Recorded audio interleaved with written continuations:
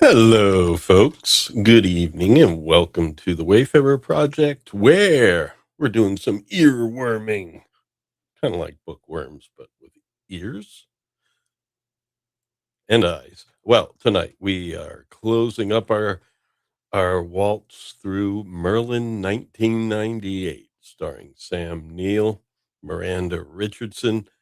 Um, who else is in this bad boy? Paul Curran and all sorts of creatures, great and small. And basically, this is the finale. So King Arthur is in mortal combat with his son Mordred, bad boy, and Merlin finally will have to face Queen Mab. No more just manipulating other people and fighting through, you know, your different manipulations. It's time for them to deal with each other.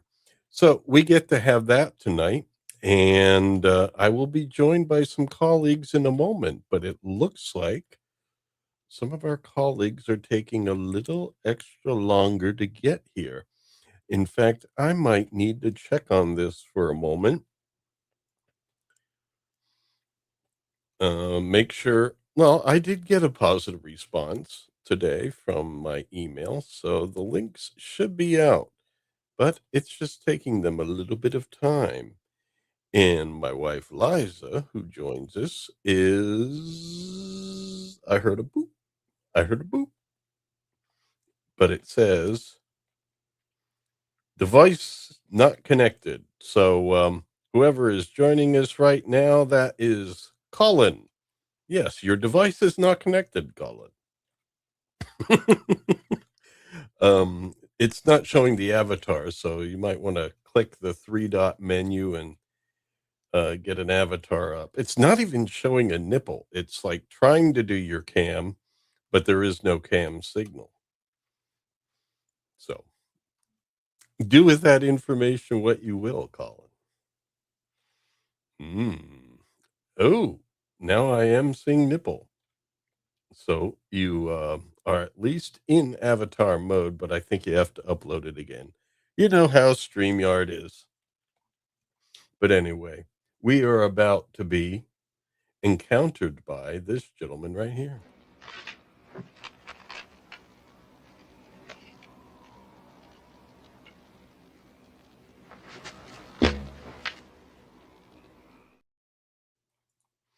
How you doing, Colin? Sorry, broom finishing almost on time caught me off guard. Yeah, that yes, you are still No, turn I this know way. Yeah. for some reason it hasn't picked up my hold on. No, for some reason it hasn't picked up the avatars that the other one. Oh, well, but I'm in a different bloody I know what. I but I'm in You're on the I'm in the wrong I'm in the wrong browser. That's what it is. ah. But Yeah, if I I'm can, looking if I from on my end, I don't have options to add an avatar for you because I'm yeah, sure I have yours here. But yeah. No, if I come in on Edge, I suspect the avatars would be there. I'll have to see if I've actually got them. ooh, somebody's DJ Play Nice. Thanks for coming, DJ. Hold on here. I got to do something. Liza.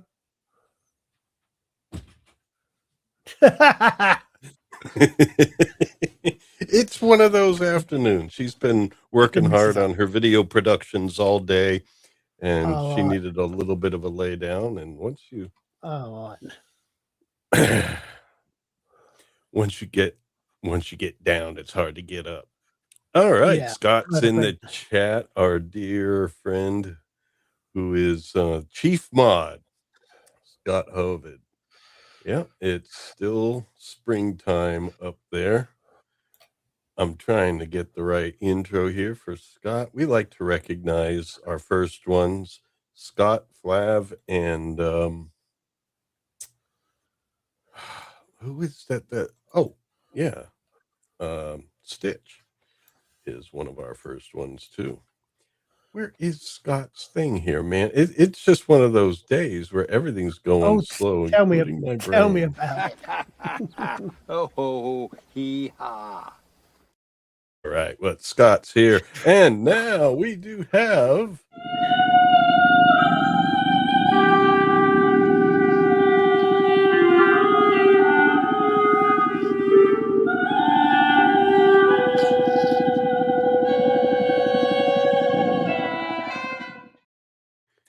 how you doing, lady?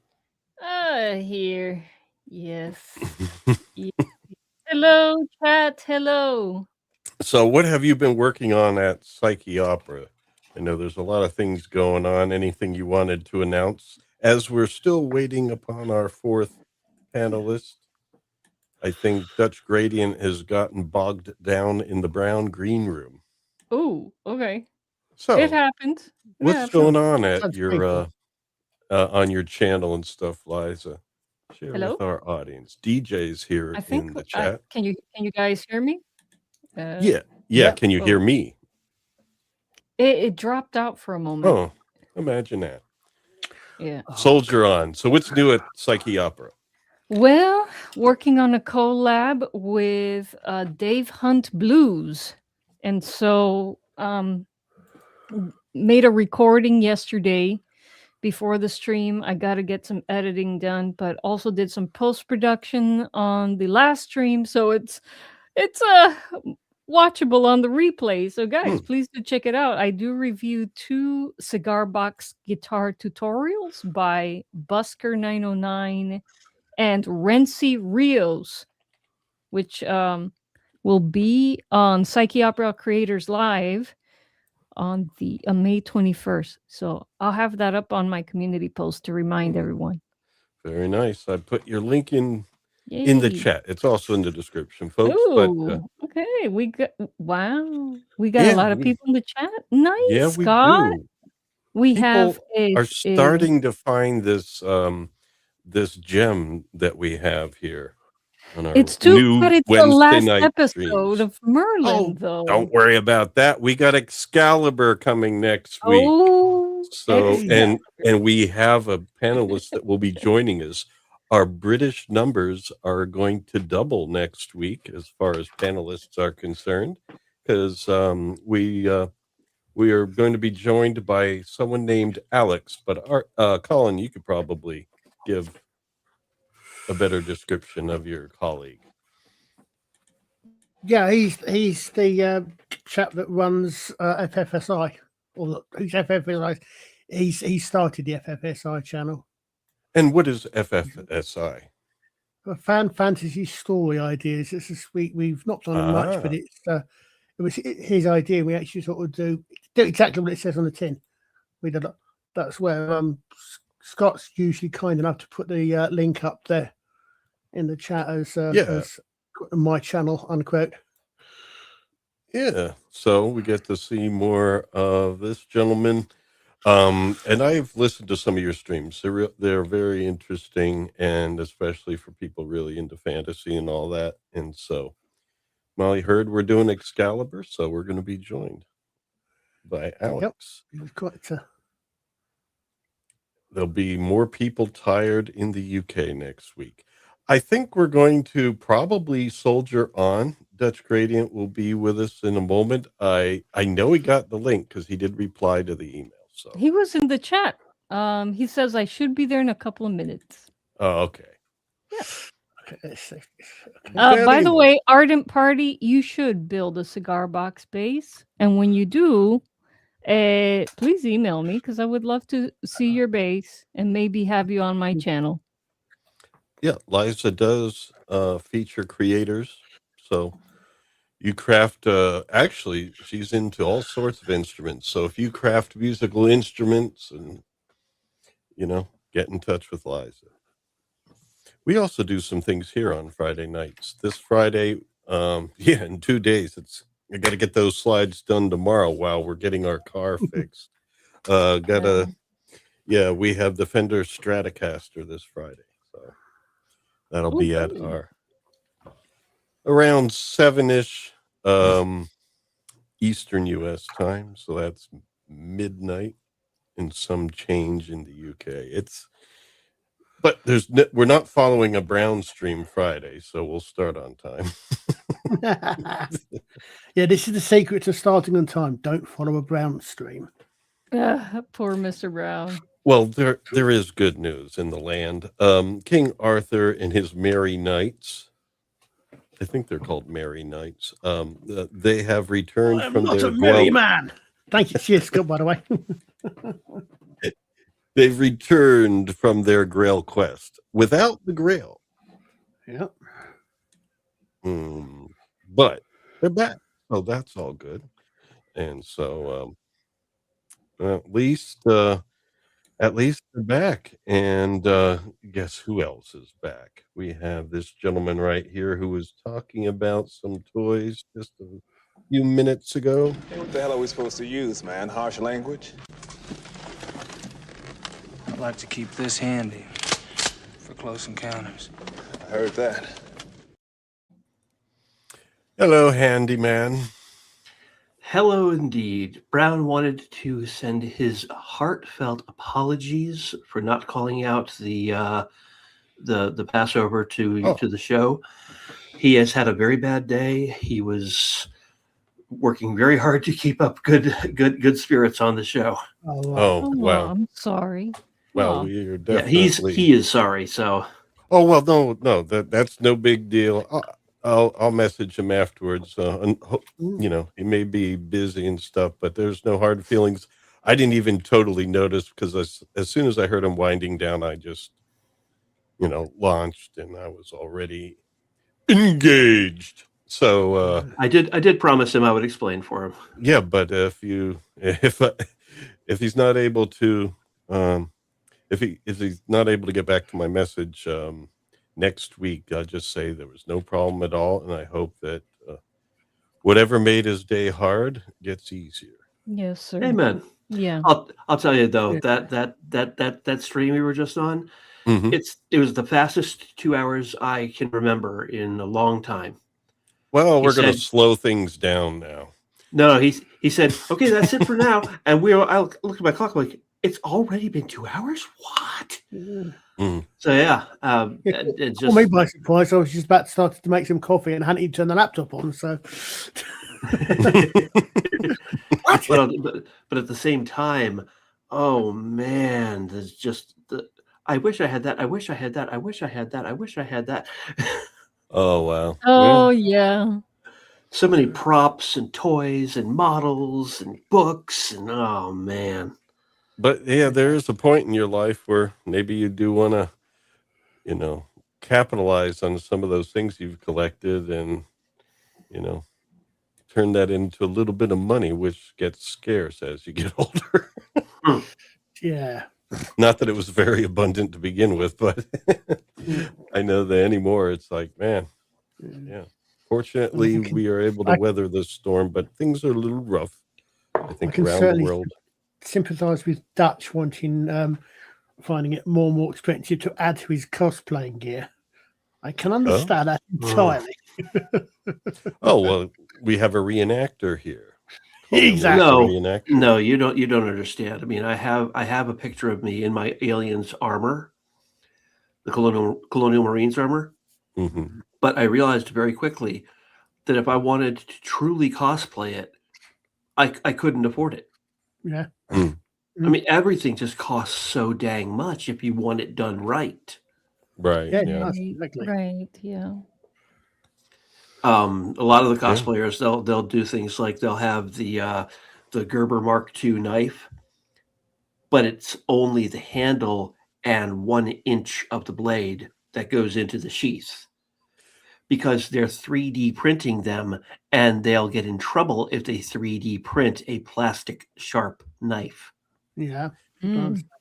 Well, that's why you gotta go as like a medieval peasant. I know they're not very interesting, but they were able to afford their clothes back then, so we might be able to today. There you go. Nice. Unless you want man-made fabrics, they're probably more expensive than they used to be. Yeah. Oh, man-made fabrics. What do I mean by man-made? I don't know. Hand stitched, you mean? Yeah. Well, Made by a human being. But the thing is, as I was saying on a stream the other day, or someone was saying, if you look at when you get people that are on the women that used to do all the women used to do stitching, even the nobles, was it? So you actually when you get stuff, it does actually look like it's machine made because they're that good. They've been doing it since they were little girls. When they do the hand stitching, it does look, you'd almost think these days you'd think it was machine stitch, and it's not. Because yeah, stitches being the right distance apart. Yeah, that's even. amazing. Yeah, I remember in school home ec, I was able to sew, but it didn't really look good. Yeah, I can, but it's not that good. I don't have practice. Yeah, I don't think I'd be able to stitch as a doctor either. Nah. But anyway, they're back from their quest, and they don't have it, but they're happy to be home, riding with, the standards held high. Wow. Well, I wonder, these Ankh-like standards. Well, no, they're not. 'Cause if you actually look at them, you can't quite see them. They're not actually Ankhs. They're actually, if you see them from the front, that's a P. Oh, okay. It's actually the reverse, so it's actually P reverse. Okay. Yeah, it's a Greek Christian cross. Yeah. Philos. Yeah. Or I think it's called Cairo. Let's see, Alpha Christos, but yeah, exactly. And there is Camelot, and they noticed it. Hey, a lot of it was built while they were gone. So Lancelot has kept his word.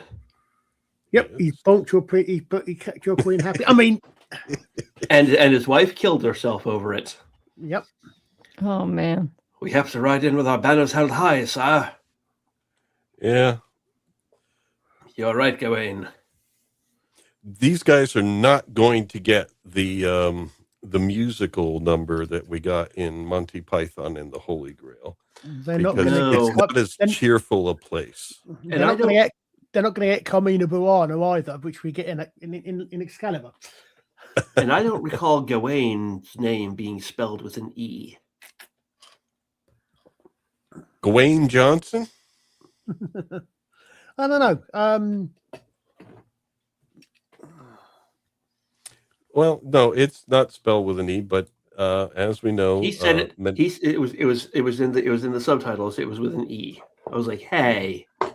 Well, these subtitle artists are underpaid, and sometimes they make mistakes. We're home. Forward ho, and so they ride. They ride down. Oh, I love that terraced effect. Nice. It looks rather homey. Where is everyone? Something's wrong, sir. So it's amazing. Like, did they send word ahead of time that they're coming home? Because you would think they'd at least come out, even though that the mood is kind of low and everything, and there's going to be bad news delivered. You would think at least they would just come out and say hello. Oh, I know what it is. They all realized they were in the wrong time period with those walls, so they went back to their regular time. Yeah. Figured you'd like that, Colin. Oh, you mean they? Yeah, I guess that's a neat job with the mortar. Yeah. It does look a little tropical, though. Yeah. But anyway. Yeah, and the rabble is inside. They're all just kind of hanging out, feeling gloomy, and they don't know how to deal with this. So, it could be worse, guys. You could be in Game of Thrones. Oh yes. Oh no. What's wrong here? Let me guess. Plastic armor. Oh, Game of Thrones did the plastique? No, so their armor looks plastic. I don't know what's going to be, but it looks a bit plastic. I thought in this one so far they've been pretty good about the armor. Yeah, but that's what it doesn't. Yeah, some of it aside from the string mail, they've been pretty good with it. Yeah. Where's Merlin? Where's Lancelot? And look, what is she frowning for? She didn't. Well, she's disappointed in herself. and I guess that's it. I mean, they know that this is going to be a bad homecoming here, and so they're all feeling low. But yeah, I would say that you would think they'd at least. Now, I don't know. She's going to say in a bit. She does have some other issues. She's not happy that he went. But I'll tell you. I'll tell you what. Who the devil? Oh, Mordred.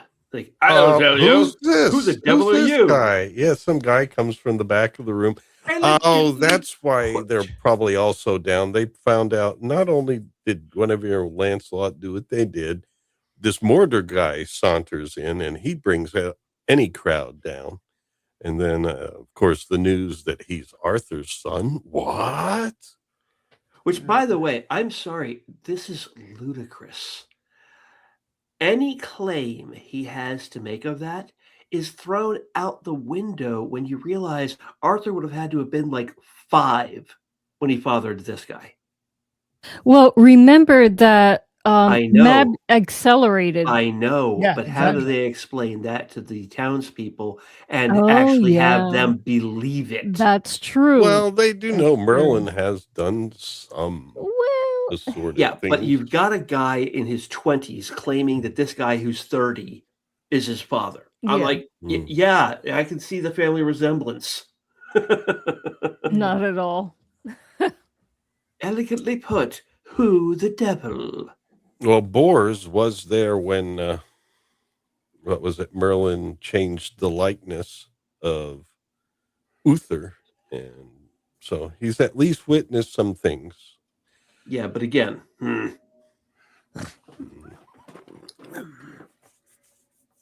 Okay. yes, indeed. Who the devil? I'm not impressed. Yeah. Well, don't you recognize me? No. Should I? Oh, I'm hurt. Here, in my heart. This is made of stone. Not usually my most vulnerable spot. Yeah. And Dutch is not overacting here. He really did sound like that. I recognize you, Father. I'm your long-lost son, Mordred. Morgan Le Fay.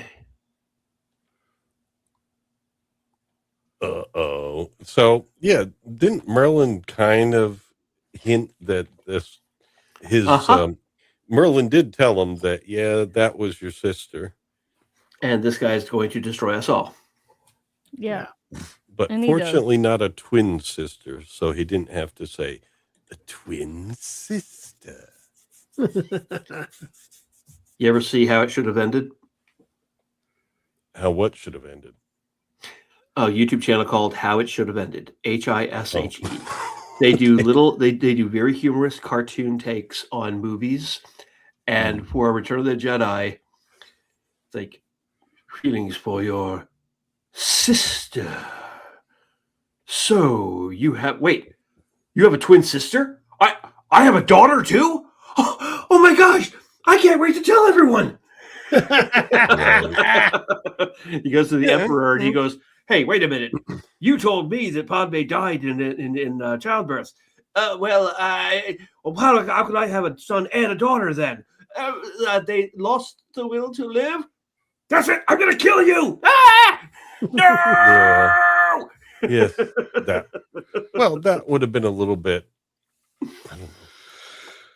If you ever watch the How It Should Have Ended shorts, and they're very, very short videos, watch Return of the Jedi, then watch Empire, and then watch Star Wars.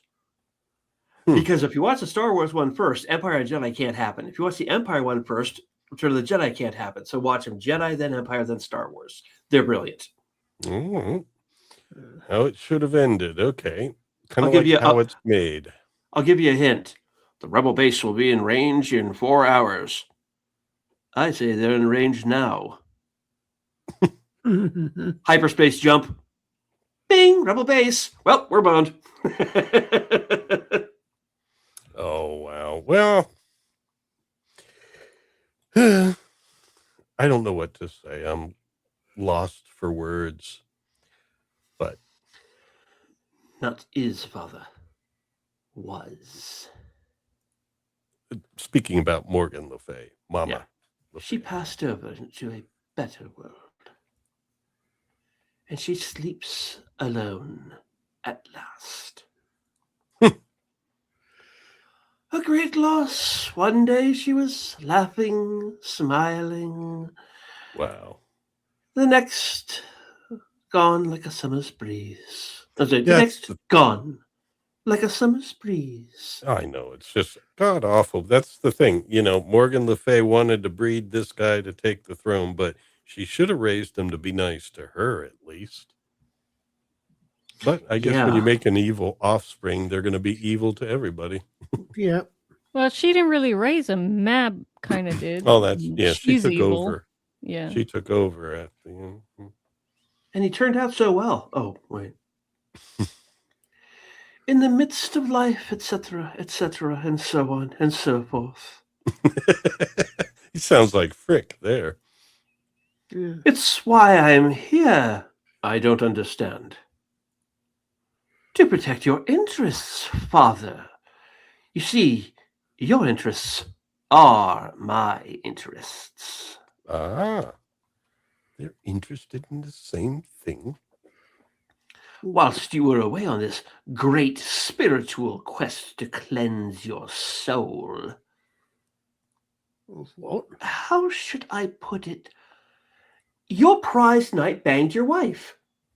I mean, you were being betrayed. Yeah. That's enough.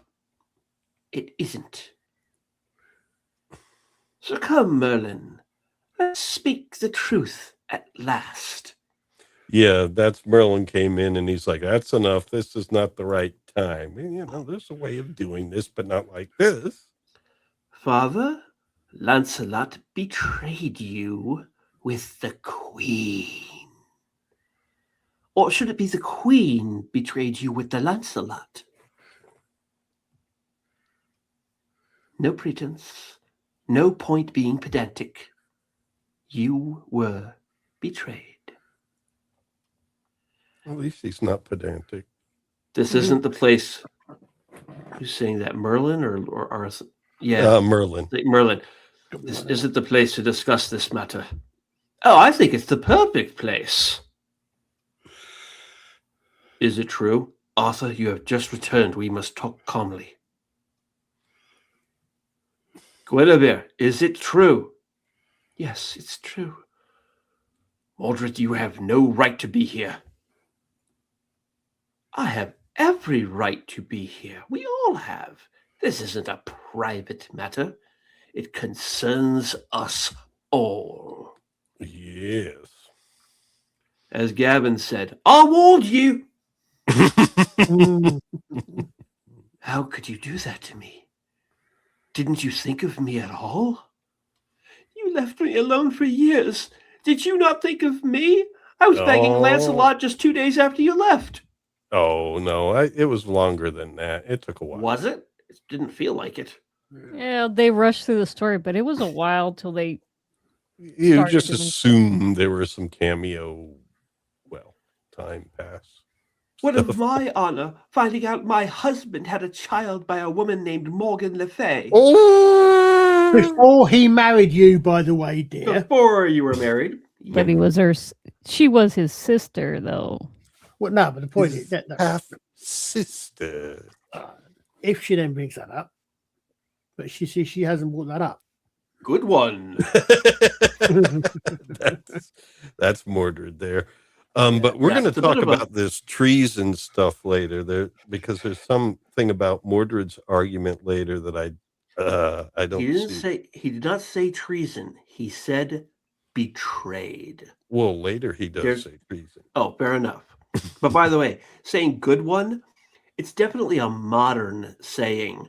Oh, Yeah. But then again, he was raised by Mab, who definitely is outside of time. That's true. But I'll remember also, we wouldn't understand Middle English anyway. You'd be And surprised. this would even be prior to Middle English. Oh yeah. You ever read Chaucer?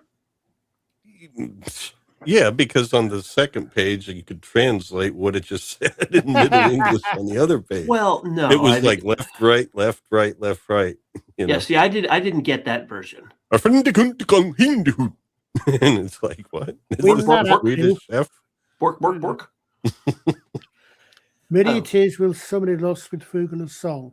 Och nu nej hath windows lost und weather strong. I what this nicht is long. Und ich will with weather strong. Sorry and moon and foss. That's just about pre-Chaucer in English. I understood sod. Ah, Who is sod and Morden fast? somebody tears will somebody lost with Fugel's song. Sunny is will summer lost with joyous songs. I think I can't remember exactly what the translation is. I know in old Frugelin, English. yeah. No. Aye, but this night is long. Sounds like German. Well, yeah, that's It is, where it the is. Angles and Saxons came from. It is very I forgot what ich nicht Ich is I. Yeah. Is and Or ich in modern German is I, as in ich den I serve. Ich muss sein. Oh, yeah, yeah. Okay, interesting. how come, Father? This is becoming, what is it? Distressingly personal. It is getting personal, isn't it? When you're forgetting, it's a matter of state. Matter of Yes. state. True. We're talking treason here, my lords. I don't see it as treason. Yeah, this is where they start talking about it around the round table. She betrayed me and only me. That's enough, sire. Mordred is right. Or is that Boar saying that? That's enough, sir. Mordred is right. You are king, and that makes her adultery. Treason. Which is what Henry VIII used Then on we a couple must. of occasions. Then we Yeah. must. Go. I think generally speaking, though, Henry VIII Yeah, but it was. No, he had it was. ulterior motives. Oh, yeah, he did, but it was. I mean, the thing is that she betrayed the king, and the king is the land, and therefore that is treason. So by the standards of the time, that is correct. But what we're going to see here is Mordred's going to use an argument coming up very shortly, and I'm going to point the flaw in that argument. But anyway, then we must condemn her to death. Really? There are different types of treason, aren't there? Do you really think we should do that? It's the law. It's harsh. It's meant to be. I am the law. My lords, this is a time when we should temper justice with mercy. After all, your religion proclaims it. Let he who is not guilty of sin cast the first stone. Now, I know I have been guilty in my time, and I suspect that you have been too. I must confess I have sinned a little. So we make excuses for her because she's a queen? No. And this is where coming up, I think Mordred doesn't really have an argument because he's saying, okay, so you here are saying there's one rule for royalty and another rule for the No, they're peasantry. saying that they all have the same sin. Why would they condemn her and not themselves? That's exactly I know what they're that's saying. what they're saying. No, dude, listen to me. I'm talking about what the argument that Mordred is making. Sorry, yeah, I'm sorry, yeah. Because what he's about to say is that it's one rule for the royalty and another rule for the peasantry. Yeah, I don't think any of the wives of the other round table men would get executed for cheating on their Exactly. husbands. No, Yeah. but their husbands are not king, therefore cheating on their husbands is cheating on their vows. Yeah, it's not but treason. that's the thing here. In Why is that the law case, different for the king? Because he's the king and he represents the land. yeah, but the thing is, Mordred is making the opposite argument. He's saying what's unfair here is you're treating her special compared to the peasantry. It's like, no, she's not being treated. She's being treated worse than peasantry. Now, if it's because she's royal, you're the one that's supporting that. So you're the one that's saying she should be treated differently. In other words. Yeah, she's definitely getting special treatment. Not in a good way, but how does this argument continue? Well, that's what's coming up here, I guess. Because she is human? No, because she is Arthur's wife. Oh, that's Merlin. No, because she is Arthur's wife. Are we going back to one law for the rulers and one for the ruled? Is that the way it is? That makes no sense. That's what Mordred is arguing for. He's saying because she's the queen and the wife of the ruler, she must have a rule for her. Yeah, exactly. He's full of crap. Yeah, he is full of crap. Yeah, no, because you have to understand the situation. It is different because she is not because she is in a position where nobody else is. But he's supporting her being treated different. Meanwhile, here he's trying to argue that she should be treated the same, and it's like no. His argument is that she should be subject to the law the same as anybody else. They are trying the defenders are saying no, we do not execute. We shouldn't execute her for treason. Whereas he is saying, yes, the law says we do this. What they are trying to do, they are actually trying to say we should give her privileges and not treat her according to the law. Whereas Mordred's argument is a legal. It's a legal argument. His legal argument is she's guilty of treason because that is the law. Yeah, but a law just for her. No. Yes, it is because there's only one person. It would be a law for any queen. Adultery on Arthur, and that would be her. Yeah, it would be a law for any queen. Yeah.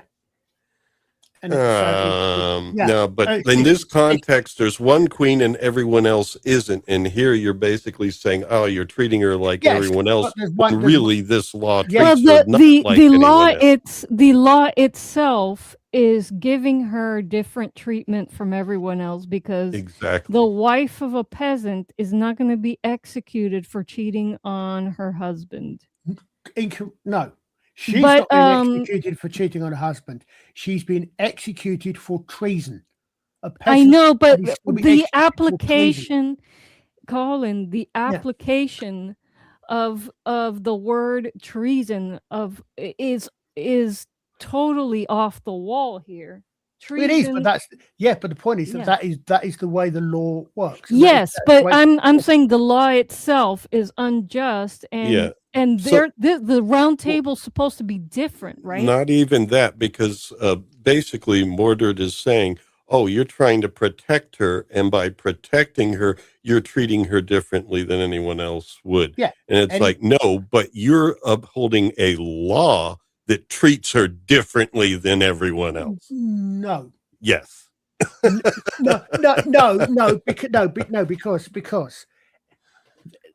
I would say Mordred Scott is a master of chaos, but I wouldn't call him an anarchist. He's definitely using the law to his advantage. It's a complete and utter stitch up.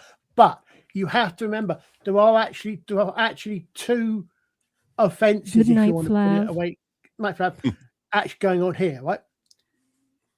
She committed adultery. Mm-hmm. Right? Okay, she committed adultery. But in doing so, she also, as a separate crime, committed treason. I understand that. Yes, Colin, we understand by making that a crime of treason, the law is inherently treating her different.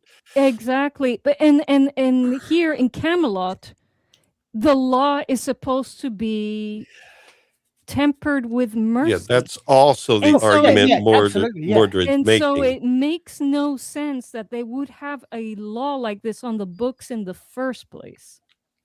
It's Especially it's when the oh, king doesn't want it. oh yeah, exactly. I mean, exactly. I mean, it's an old law. It probably should have been done, but Mordred used the statute law against them. But the point is that Mhm. if a peasant committed treason, that peasant would probably be executed if it was a death penalty treason level treason. The Mhm. fact is that she has committed treason, and she's admitted to it. Therefore, She's not admitted to.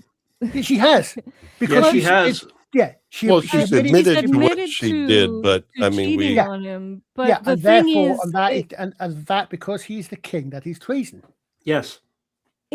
according Whether you to agree with the who? law I or mean, not. according to their law. Well, according no. to the What law. I'm arguing against here is that Mordred is being hypocritical here because he's saying you course, being can't have hypocritical. one rule for the royalty and not for the masses when the law he's defending very much so treats royalty different than the masses. but let's rewind a bit.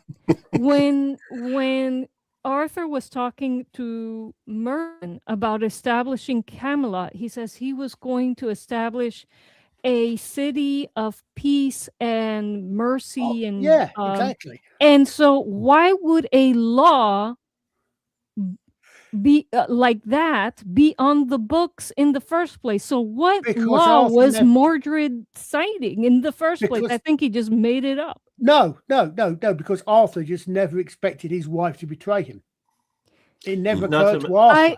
It- that- having not- a law like that on the books just contradicts the spirit of Well, the city. the that movie he doesn't even established. cover that. Like this, It is- they just mention the law, but you never saw them making it. It's just It is assumed. a tradition. It is not just a law. It has been handed down for centuries at this point. Yeah. If you betray the king or the country, if you commit treason, you are put to death. This is a common trope in virtually every kind of story like this, including Babylon 5, where treason gets you spaced. Yeah. Practically one of the only things that can get you spaced. The label of Yeah. treason in this case, you would is the think betrayal of the king. Yeah. betrayal of the king. All right, I guess we're going to move on because actually I was just talking about. This is an important point, and I think the Oh yeah, writers well, I was just missed making an argument opportunity. about Mordred's argument, let alone how immoral it is. Because first of all, anybody saying I'm divinely appointed to rule over you is an immoral bastard in the first place and has I no agree. right to exist in such a way. Not if they were raised from a child to believe that. I don't No, know if they're no, immoral at the that point. thing They is, are raised from people- childhood to Look, believe that. staying Then what makes them within- immoral? Okay. Because no human being, well, I guess I'm talking about natural law and morality as one opposed nation to. under God. Are you therefore not putting God above? Are you therefore not saying you've got something from God? I did as well? not choose the government. I was just None of- born none into of this us chose our existence. I didn't government, choose no. to be here. Have you never recited the Pledge of Allegiance? I had to, yeah. We all Because you're had forced to. to. Because you're forced to. Yeah. I And mean, remember how they used to do it? Hand on heart, pointing at the flag, almost like this. Almost like this. Then they saw that's a bad look. We better change that. We never Look, had to point at the flag in my school. Well, that's how it was until the 50s. but think. guys, Oh. When they wouldn't- found out that that's the same thing the Third Reich kind I of did, would- except it was flat hand instead of pointing. I would point out one thing. The past is a different country. They do things differently there. but Colin, You're right. He's being an absolute hypocrite. He's using what we would call lawfare these days. Yeah. But his argument, legally speaking, is correct. Legally speaking, that's the thing. But Colin, Yeah. I agree with you, Scott. Scott is in agreement with us, Lawrence, because Yeah, yes, Camelot was supposed to be different. Camelot Yeah. was supposed to be different. Doesn't matter what the tradition was. This is Scott. Arthur I believe, wouldn't make a law like that. He didn't. He just didn't. It just didn't occur to him to countermand it. I mean, tradition isn't law, and he didn't make that law. So Mordred really has no legal standing. Well, yeah, he just sauntered in. But the thing is, it's obviously the whole thing's a stitch up. But the thing is that that's where the tragedy lies. Legally speaking, he is correct. They've all played into Mab's hands. Mab's arranged all this. Legally speaking, Mordred's argument is correct. I don't think so. I don't think it would stand legally in Camelot with the law that has been established there. Well, no, they established, like that tends to happen in governments, they establish laws that doesn't always coincide with the ideals they profess to have. In fact, I would say it happens 100% of the time. But I would say that what the knights and that are appealing to is the Camelot. You're absolutely right, Lars. Is the Camelot aspect. But the thing is that, as we've noted many times in this one, as Merlin has said himself many times, these are all flawed people. A flaw one flaw in the founding of Camelot is no one actually thought to say, well, hold a minute, the king, if the queen, no one thought to say, I mean, I don't know whether or not they still got rid of the death penalty for treason, right? But the flaw here is no one thought to say, okay, we're going to, if anyone else, apply the laws to everyone, yada, yada, yada, yada, etc., with compassion, etc. No one thought to think, well, hold a minute, there's a situation here. What if the king gets married and the queen then sleeps and the queen then commits adultery? Well, the no thing one is, thought of that instance. And the thing is, that's one little instance. At least in this country, if it isn't made illegal, then it is legal. If it's not spelled out, then you supposedly have. Well, we just have to assume that it was. We just have to assume that what Mordred's saying is kind of right, even though what he's arguing, like I pointed out, this law kind of goes against the reasoning. But it frequently, will, like the same thing you mentioned as far as one nation under God. Now it's a pledge. It's not a law necessarily. No, sorry, I was really saying how often today does the government consider it itself to be under God? Of course, we also have on every piece of currency the words "In God We Trust." Yeah. No, but I was referred because I was slightly kicking back to your thing that you think that anybody thinks the divine right of kings. Don't remember. This is nearly 2,000 years ago. We haven't had anything. And I certainly don't mean to insult the UK. I mean, if I was over in the UK, I would, if I was around and the king was there, which would be highly unlikely, but if I was, I wouldn't be rude and stuff. No. I wouldn't, Oh, no. What I'm saying though is I agree. And I would just, it's just my belief system. But the thing is, my country doesn't live up to my belief system. Unfortunately, we have long ways to go to live up to our own ideals over here. Yeah, definitely. But I'm certainly not to like when it was the Queen Elizabeth. I certainly felt the way she was treated by our then president wasn't quite right. But in any case, I think I see your point, Liza, but don't forget this is nearly 2,000 years ago when laws were very different. Yeah. And from a legal point of view, and it's actually pointing out a flaw in it's pointing out a flaw in Camelot in the system of Camelot, right? Which he's using. Well, I guess in the story, they should have done something to say that. Well, we never see them. All they say is like, "Oh, Camelot's going to be different." Well, obviously, it isn't. It isn't different. So they're contradicting themselves. It is within the context of the story. But it is different because they're saying because the guys, the knights at the round table are saying no, we should temper this with mercy. They're saying this is the ideal of Camelot, and Mordred is saying, fine. But in that case, but the law is Mordred is saying the law is the law. That's the argument that's coming No, here. But that's not tempering the law with mercy, though. If you But just say he- the law's the law, and you know, he's saying the law is the law. The knights are saying, yeah, that may be the law, but Yeah, well, I mean, I was just saying that he could use that argument that the law is the law, but then when he said,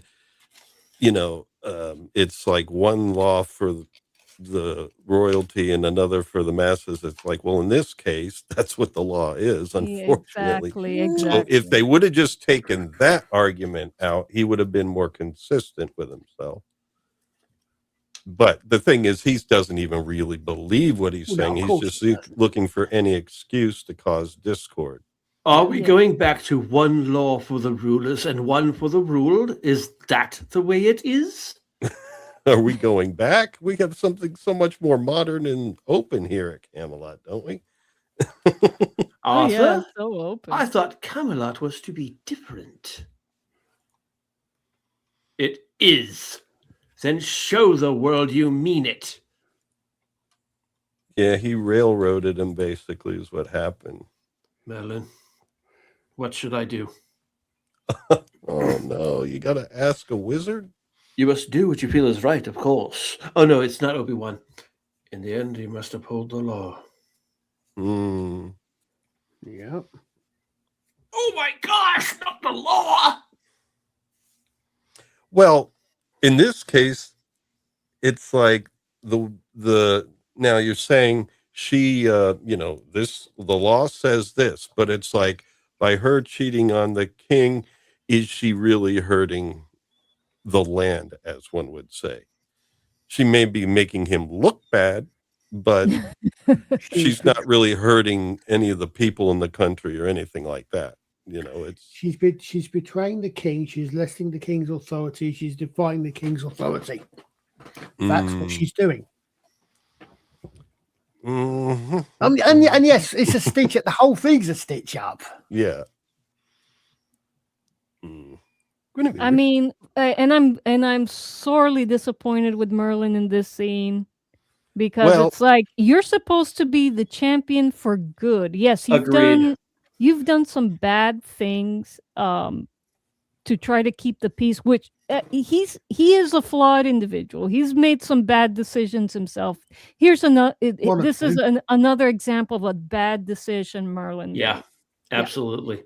But one good decision that was made here was putting those bracelets on Arthur and the guy to his left. Mm.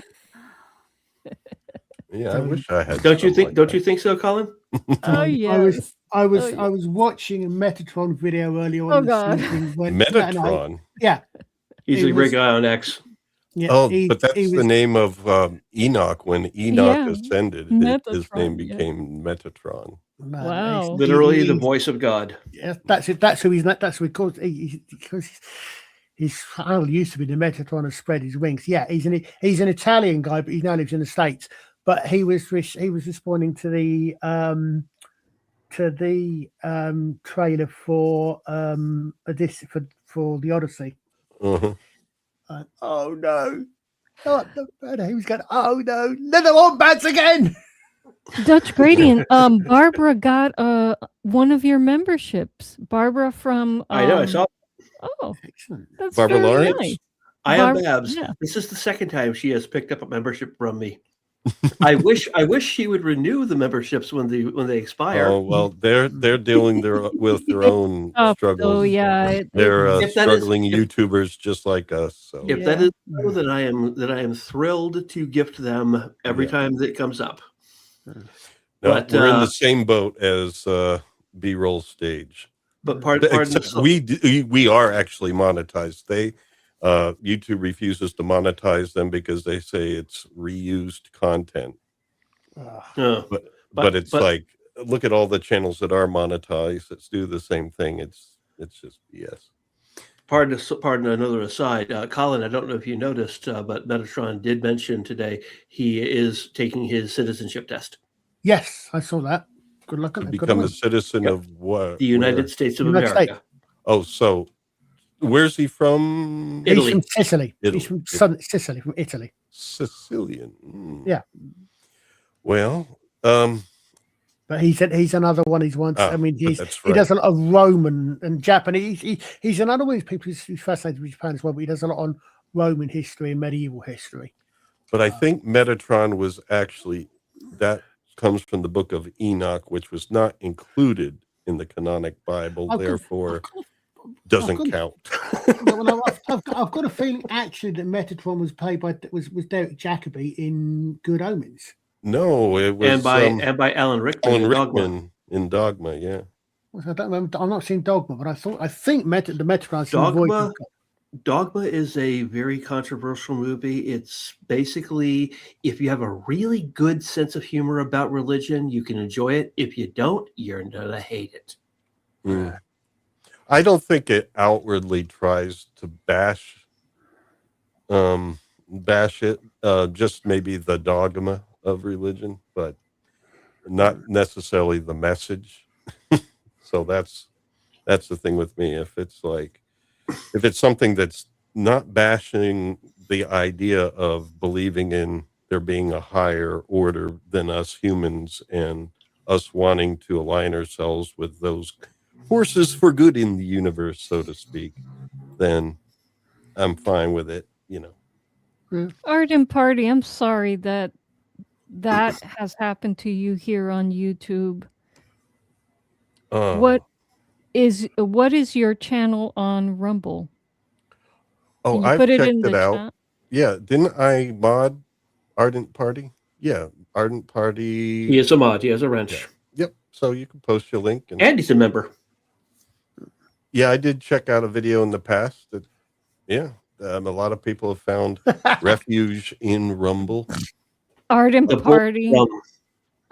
We are streaming to Rumble as we speak. It's just things have not picked up there. The only one who took their pants off and there was nothing there was Alan Rickman. Salma Hayek did not do that.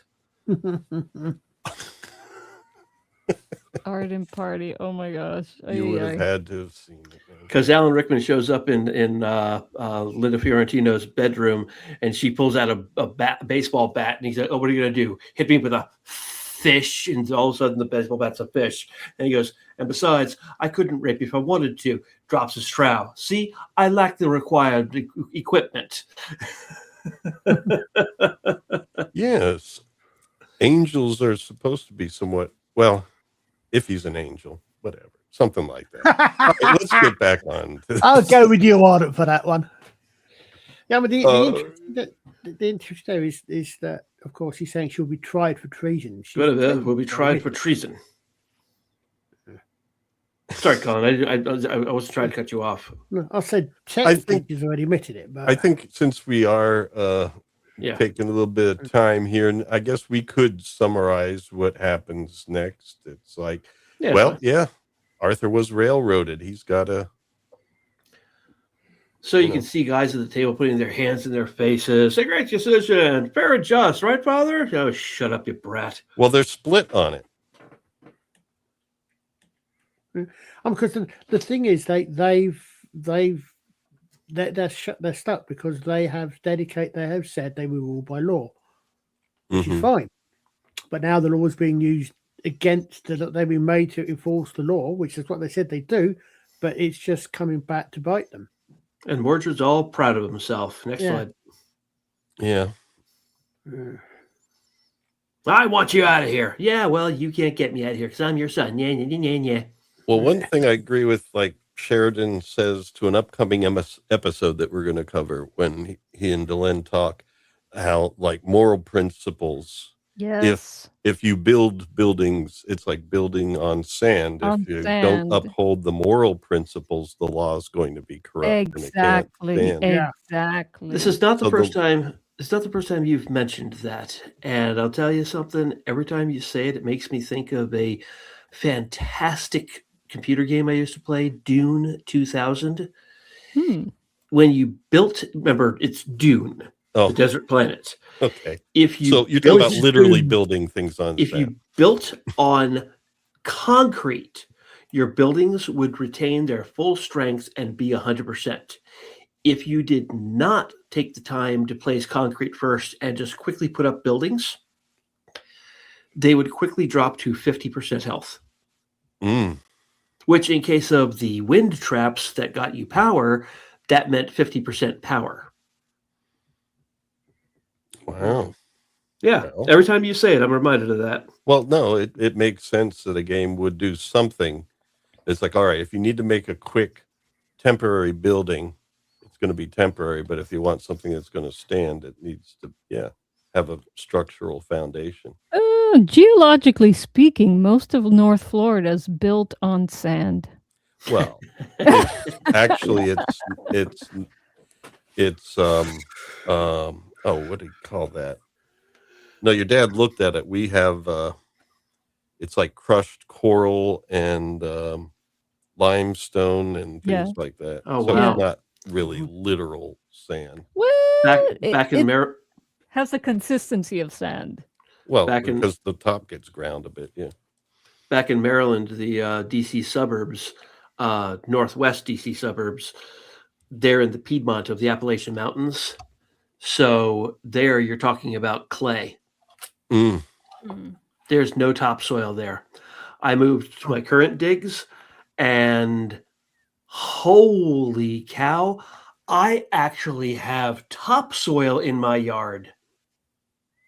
I'm jealous. I mean, who knew? I also have limestone just like 3 feet beneath it, so I can't have a basement.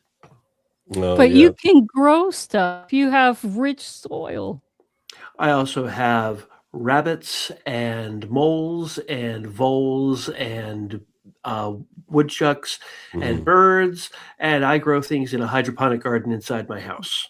You don't have fruit trees with topsoil, with good soil. I have Dutch a flower. gradient? I have a flower. Remember, I just moved here 2 years ago. 2 years. Yes, you know how long it takes for a fruiting tree to actually get to fruit. Oh, yeah. Well, if you I get will be one in my 70s or 80s by the time it goes to fruit. Oh, no. Well, Dutch gradient, you buy one that's been grafted, there's some that's things already that are mature. younger than that. But Yeah. no, yeah, you definitely do want to buy saplings, from a nursery. Which is what I did with the American beech that's now on the side of my house. Welcome to Gardening Advice. Yeah, the okay, radio. yeah. Let's get on. I want you eat out that. of Camelot. Excuse me. Beech nuts are more nutritious than virtually any other nut out there. Oh, beech nut. I'm sorry, I didn't hear the nut part. Yes. I was thinking of a silver beech tree, and I was like, but you can't eat that. But Father, I've only just arrived. I thought we could reminisce about old times and play happy families. Yeah, you've ruined tonight's earworms too, Mordred. Yeah. Stop him talking. You can't mean that, Father. I'm your beloved son, the Crown Prince, your one and only heir. I want you out of my sight.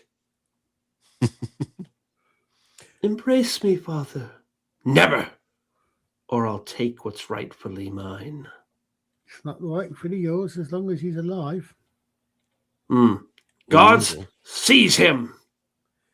Also, speaking, if they're applying old traditions in Camelot, wouldn't an illegitimate son not be able to claim the throne? He could Apparently, claim the law it, but his hasn't claim would be really. flawed. Well, it depends. I don't know. It depends how to do it. And there is at the moment Arthur has no legitimate sons, so He could potentially have one because he's not an old guy. Not he could players do put to at death. the moment in time. But at this moment in time, I don't know. It would depend how. Well, he's got to put his wife to death. I guess he's allowed to remarry after that. Yes. Even by the Bible, if your wife dies, you are allowed to remarry after a year. Oh, yeah. Oh, wow. You got to wait that 1 year, though. That's a traditional mourning time in Judaism.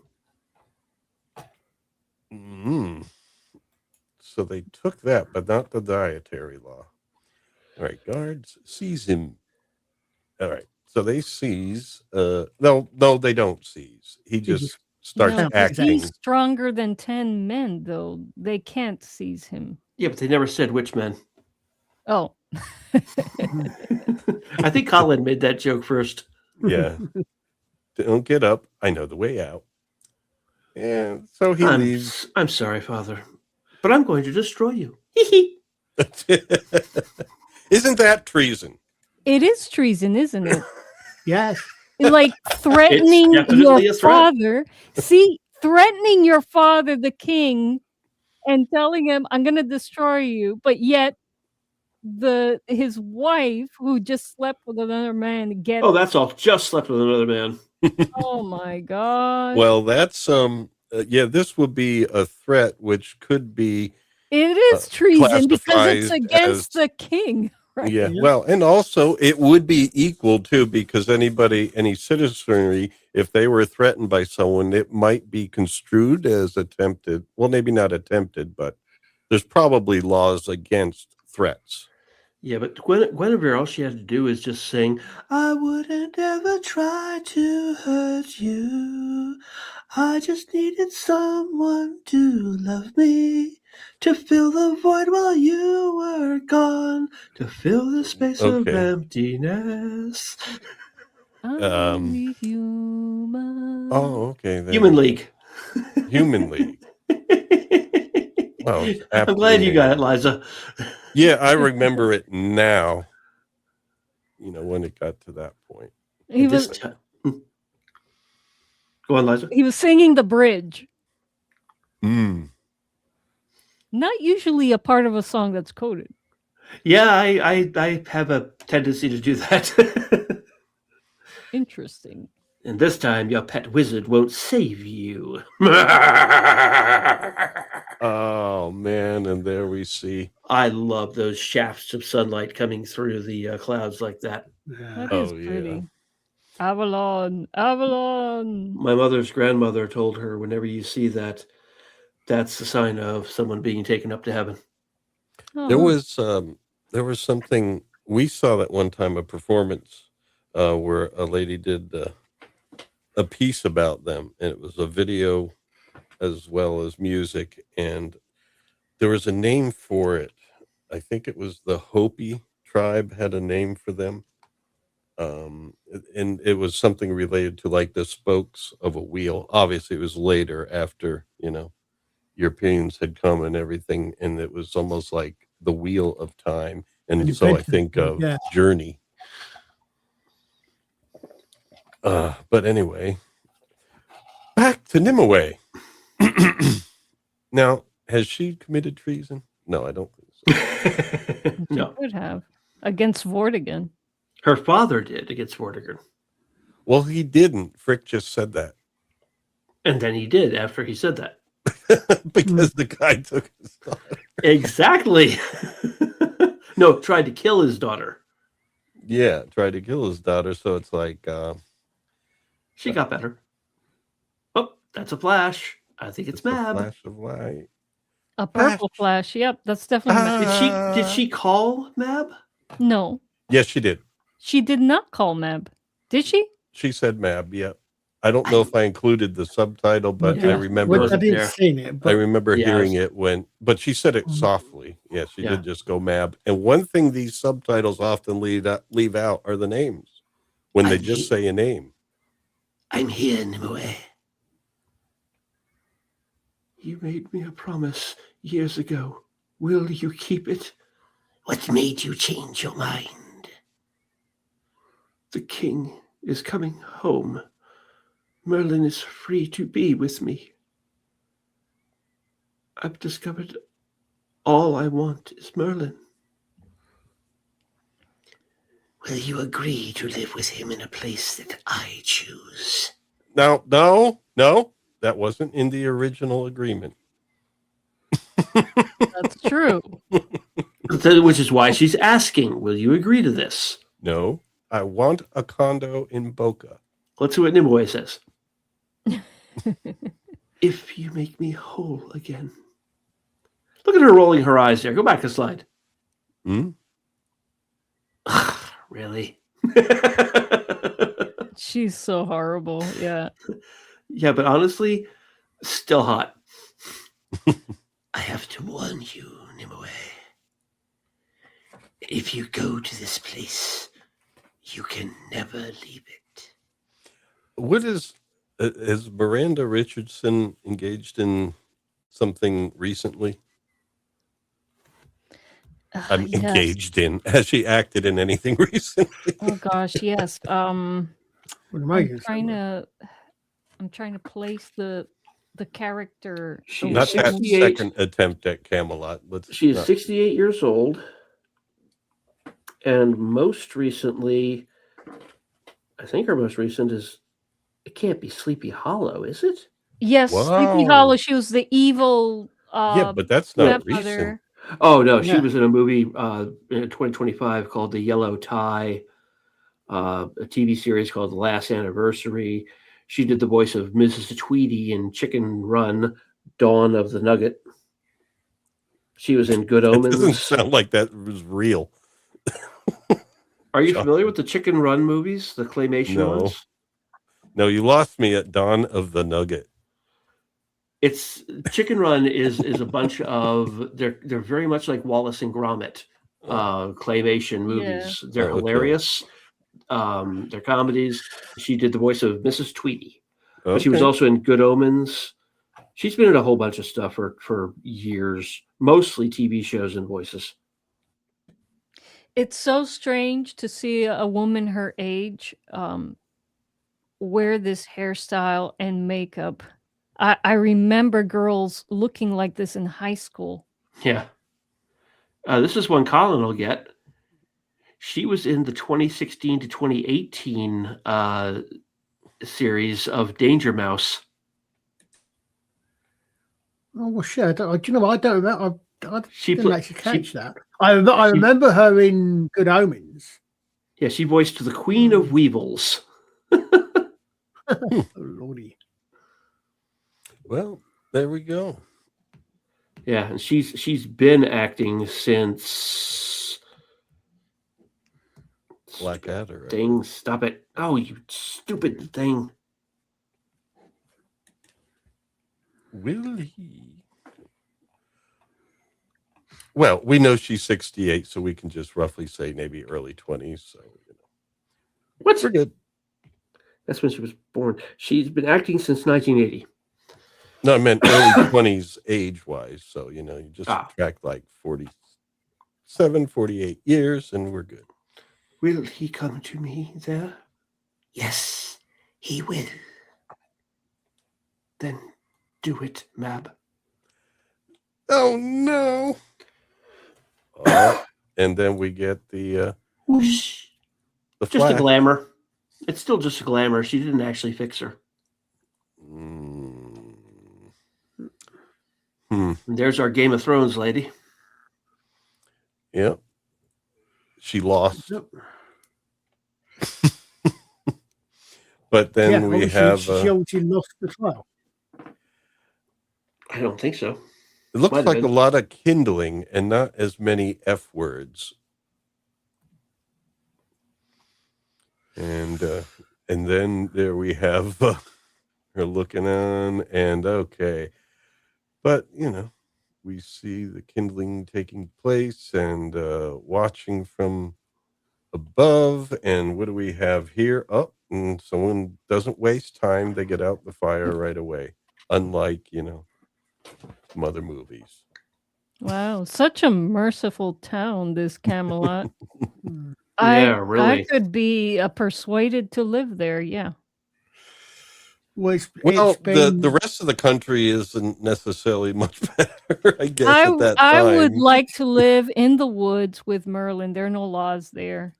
Also, Well, no when you- hospitals there, no friends there, no people When you that help can- you out in case But you get a broken leg. if you have knowledge, then you can live out in the woods like Merlin does. Until you Well, break your leg or something, and then you're in trouble. Yeah. I mean, you could trip and break your leg here, and then you'll have a bunch of guys I mean, like, if "Shall we're we cut talking it about off then, for are you this?" really missing a lot from the hospitals? I'm in no need of a doctor, so take your leeches elsewhere. Exactly. I like that version of Arthur better. Oh man. I have to see this episode now. What? That is my favorite episode of any show of all time. Oh, Period. wow. Yes. Yes. And so what are they talking about here? It's too late to save No, it isn't. Guinevere. Oh, is it too late? It's too late for them to save Guinevere, but not Lancelot. Well, the time to act was earlier. Yes, it was. When the king could have perhaps used royal prerogative to commute the sentence to exile, for example. Or Yes, he could have. that's Yeah. He could have. know He that. could have. If that He's was just not creative enough, Colin. Well, the writers weren't, at least. or requirement, or the requirement of the story is Right.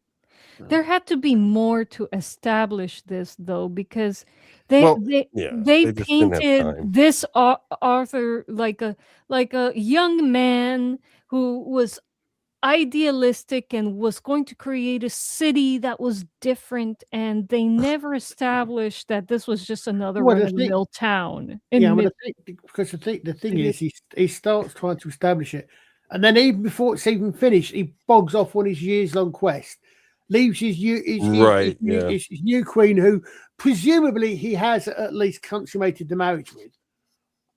Then bogs off and leaves her on her own. Mm-hmm. They didn't consummate enough to get an heir, though, and that's usually a priority. Yeah. And this basically comes down to your characters are only as smart as the people who write them. Exactly. This was not well written because, frankly, Arthur running off to search for the Grail when there's no crisis, when there's no impetus for the search for the Grail, like. Why is he doing this? They should have because he wants to find the Grail. Yeah, they should have had a famine. At least in Excalibur, don't they establish that they needed the Grail because he got sick and they needed to restore the land or something? It was because Guinevere and Lancelot did it. Oh, the only thing, there was one line there that I thought they might be trying to say. He went off on the quest, if he went off on the Grail quest, the only thing that it might be would be after he slept with his sister. That's the only thing, because they said when he just came back, when Merlin was said that about, now you've finished your quest to cleanse your soul or whatever it was. My only thought was, so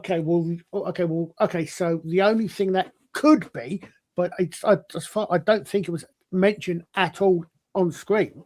No, it wasn't. So, see, Colin, you should have written this because you would have thought about this. Well, it could have been editing, and they cut out something that they really shouldn't have. Something important like that's like, that would have been great motivation to go out and seek the holy. I slept with my sister. Oh crap! And and again, we're back to the intelligence of the writers. That's motivation for the king. It's not necessarily motivation for all the knights at the round table. Yeah, but the thing is, I guess the king is tied to the land. So if he is, in a bad way like that, that's like, oh, this is going to come to, because I think that's what they meant by restoring the land and everything. Yeah. Well, it is. The king is somehow almost like in ancient Egypt when they thought, well, if the king's not well, then the land goes bad too. It is. I mean, you've got in some traditions, for example, you will have a king will sacrifice himself, will voluntarily be sacrificed if the land is in trouble in order to save the land. I mean, there's when we get on to when we get on to Excalibur. Yeah, I mean, as Liza said, the thing that sets them off is Arthur discovers Lancelot, but what is it? When he drives Excalibur in the ground and Lancelot wakes up and sees someone goes, the land, something along the lines of the land without a king. That's what, as you said, that's what triggers that. Okay, so there was no real reason. Why did he go off? Yeah. Yeah, they changed the order and it made it a little bit rougher there because it's like because they were rushing. Yeah. Yeah. Well, or no, they just chose differently, I think. Yeah, I mean, they said he went.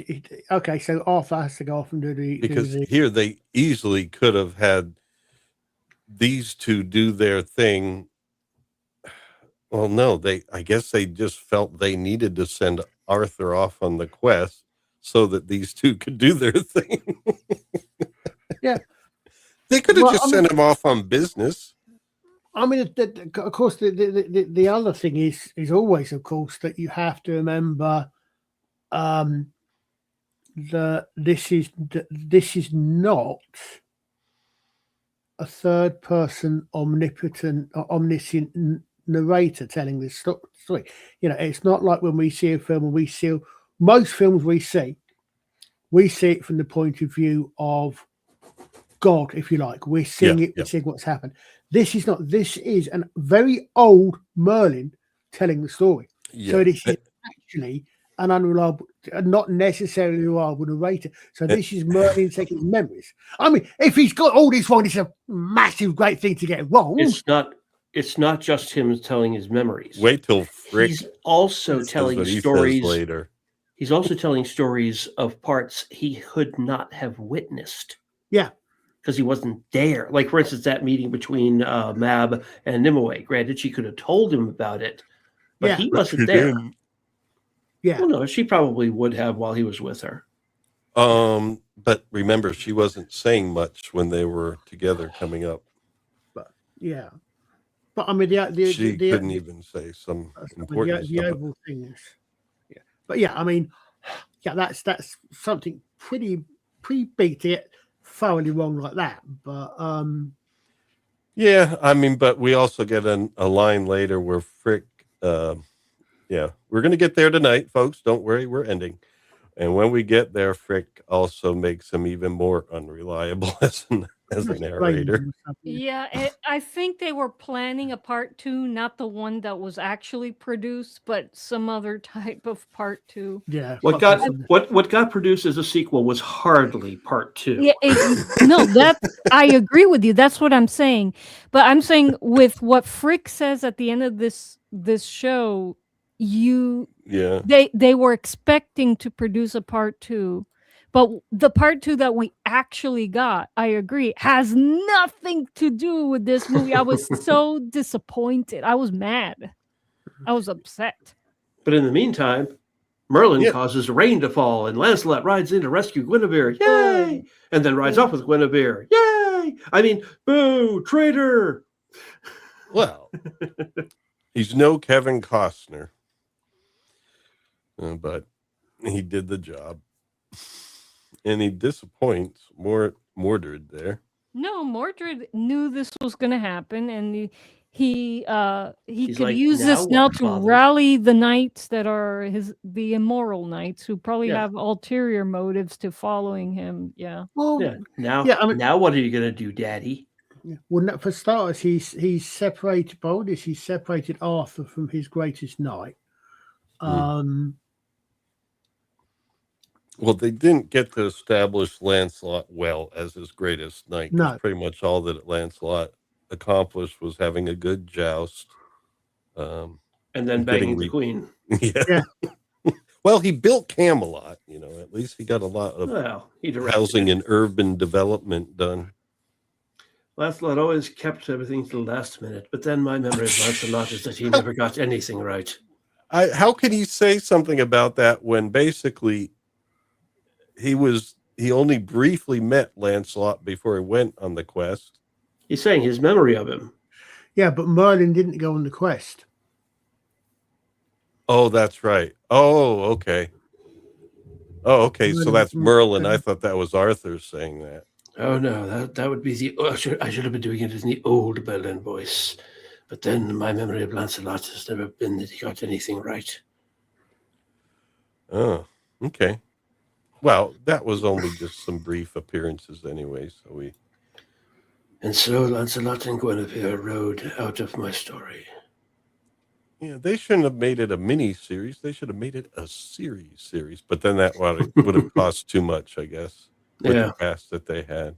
It would have been. And the network And the network probably would not have approved it. Yeah. I wonder why not. Well, there It would was have been too some, expensive. the series Roar in the 90s also should have gone more than a season. That was good. You want to talk about shows that should have gone more than a season? Fox had a show called Wonderfalls. Brilliant show. You can watch all 12 or 13 episodes. It tells a complete story. But also there was the TV show Limitless, based on the Bradley Cooper movie of the same name. Superb series. Only went one season. I think I saw part of that, and I'm not sure if I finished it. I think I started watching it. It's a procedural, but it's done right. You'd think they could sell more ads with very good stuff. content. Well, remember, we're never the target. Well, maybe age-wise, we were at one time a target demographic, but even then, we weren't target interest group. No, the interest group is, the general populace needs like cop dramas and hospital I was dramas. this. How do you know? lawyer I dramas. mean, Well, everybody. that's all they make. because those shows get the ratings, these shows don't. That's how you know. Yeah. I mean, I was the target audience for this, so Yeah. This for obviously yeah. have a target audience, or else it wouldn't have been made. But Well, and they do now and then try, but I guess it doesn't keep. But I don't know. You figure that there's enough. Like back in that time, there was enough Law and Order on that you could do something different. Law and Order itself had like how many different spin-offs? Yeah. Yeah. well, it even had one over here. Did they? Yeah, Oh, there was an wow. All in All the UK went on for about 5 seasons Of course there was. with Oh, what was Bradley Walsh, Jamie Bamber, and I'm not sure who took Jamie Bamber's place. With Freema Agyeman, so you got 2 Doctor Who alumni in there. No, 3, because Peter Davison was in it as well. I think.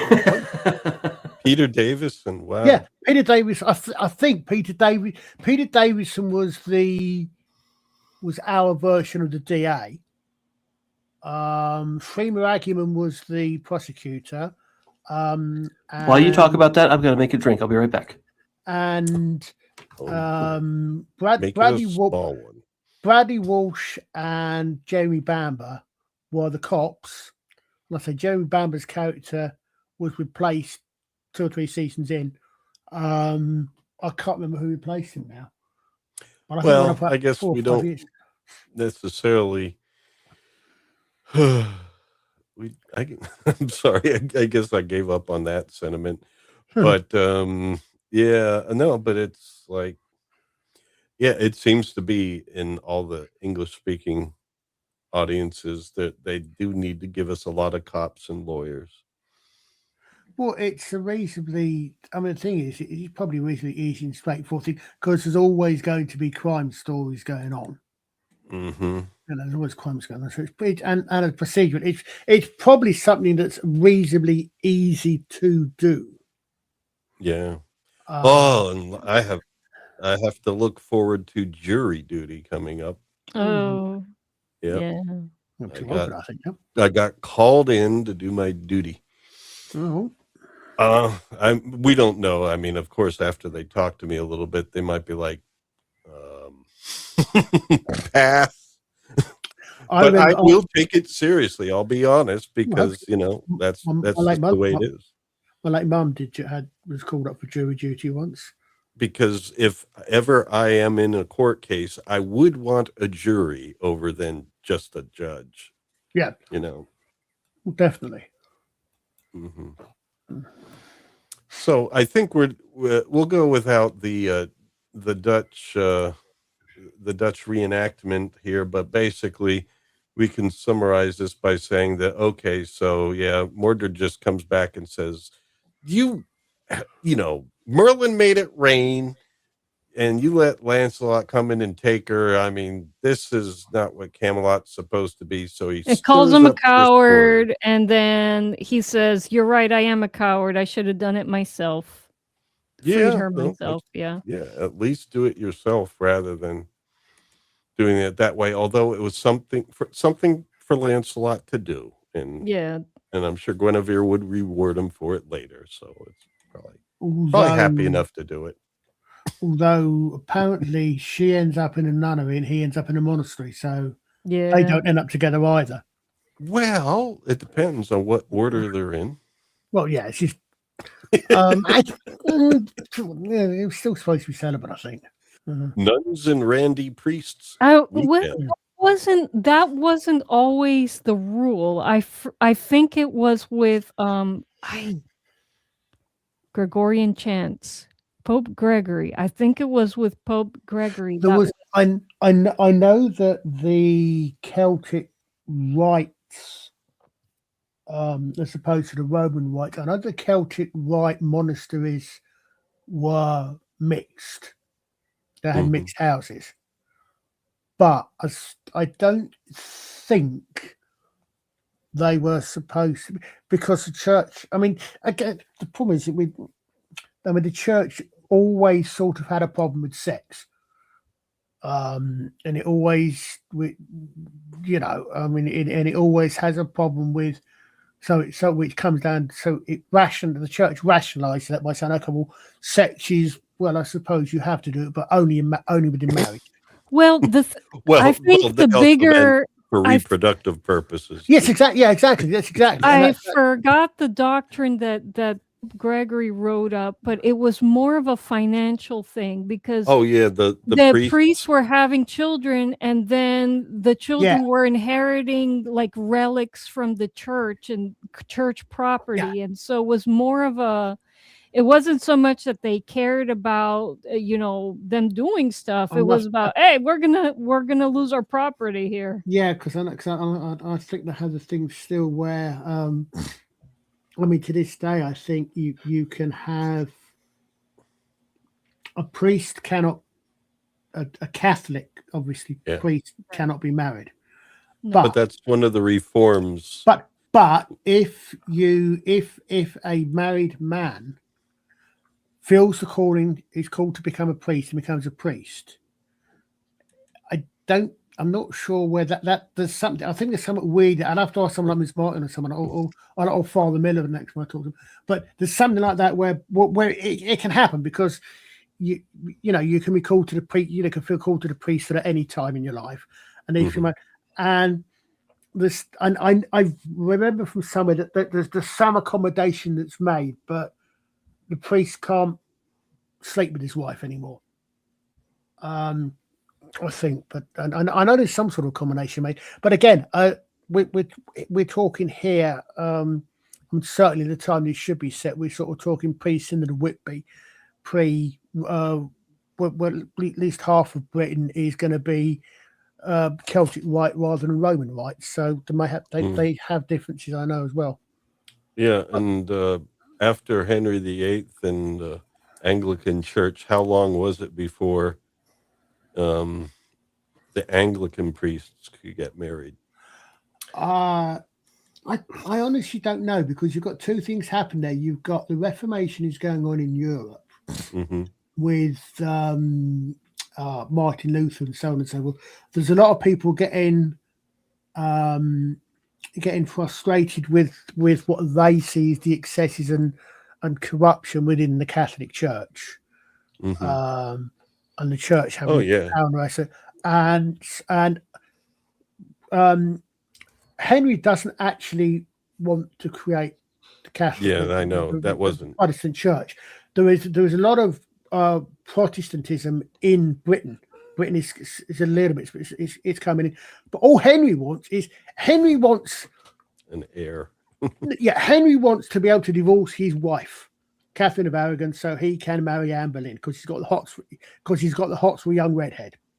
So basically, all Henry really did in his mind was say, right, fine, the Pope's not the head of the church in England, I'm the head of the church in England. It's the only real difference.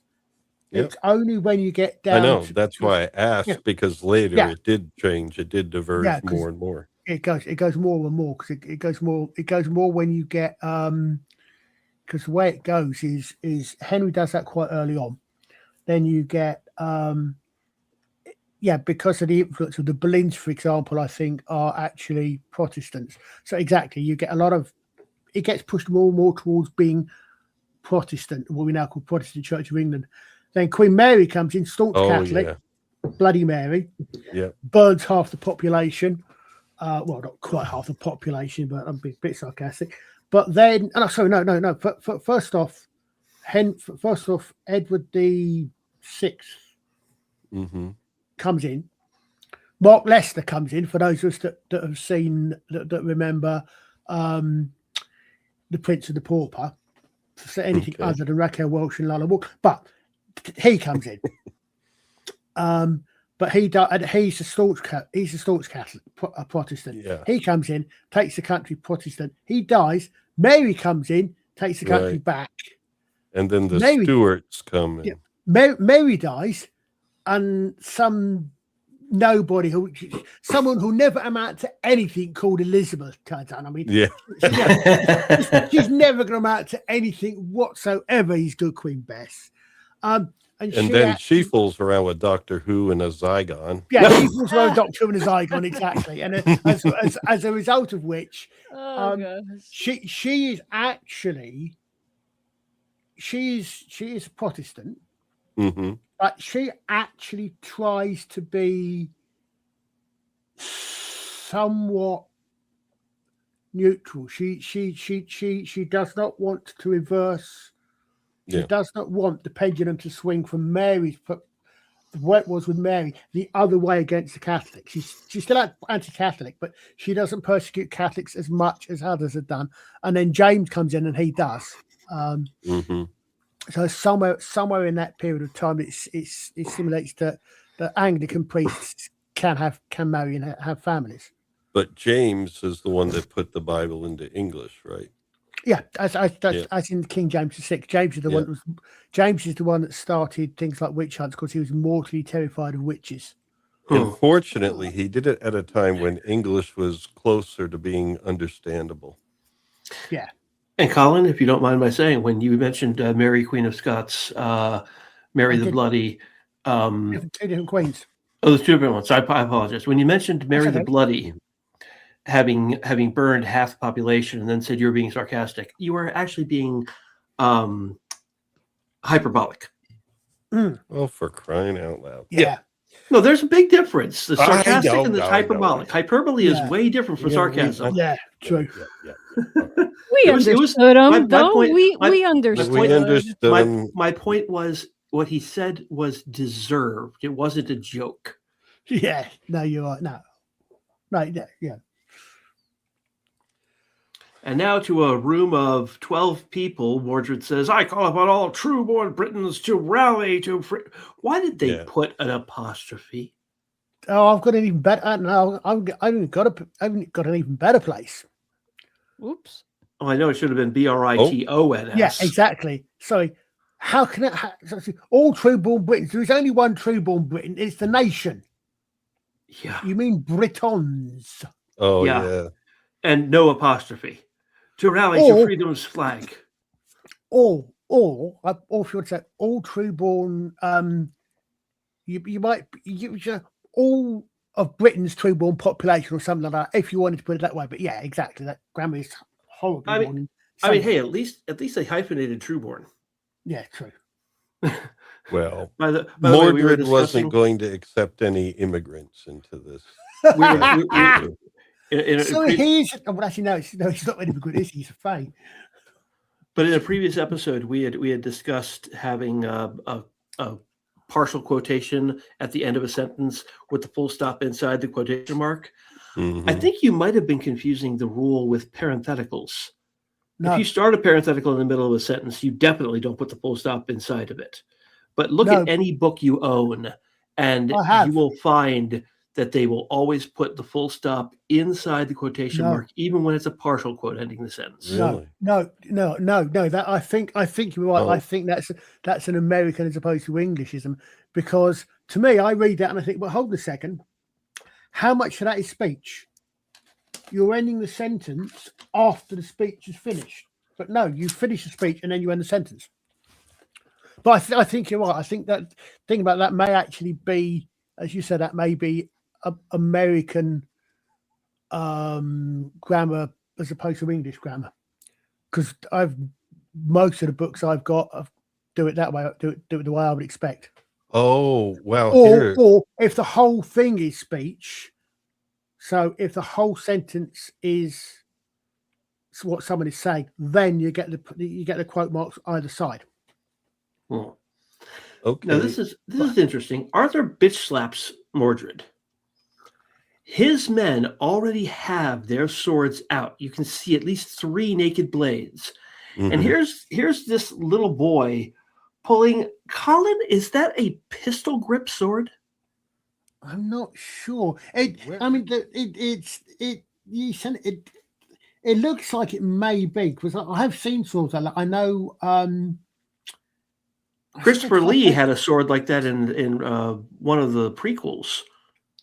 A That was a lightsaber. lightsaber. Yeah, because I know you look at the Egyptian Kopesh, I think it's got that sword. It's got a really weird shape, but it does have that sort of handle, unless it's just the angle his hand is. He's holding it. I guess. I mean, if you sort of follow it along, Yeah, you don't see the grip. No, yeah, but you can definitely see the line where the sword meets the scabbard. Yeah, it looks like that's slightly off center, yes. Yeah. But unless is literally just the way his hand is, it's covering part of the pommel, perhaps. Either way, though, he is only just now putting his hand on the sword to draw it, while 3 other swords are already drawn. It's like, seriously, dude, you're going to try this? Sword in the presence of the king. Yeah, that too. Well, he's been rude so far. Why should he change now? You caught me by surprise, Father. But I apparently, know how that is. Was that Lawrence? Apparently. no, I'm going to wait until we get to a better spot for. Nobles, the time for talking is over. Those who value right and justice, follow me. Because I don't give a damn about either of those things. Yeah, well, that's the thing.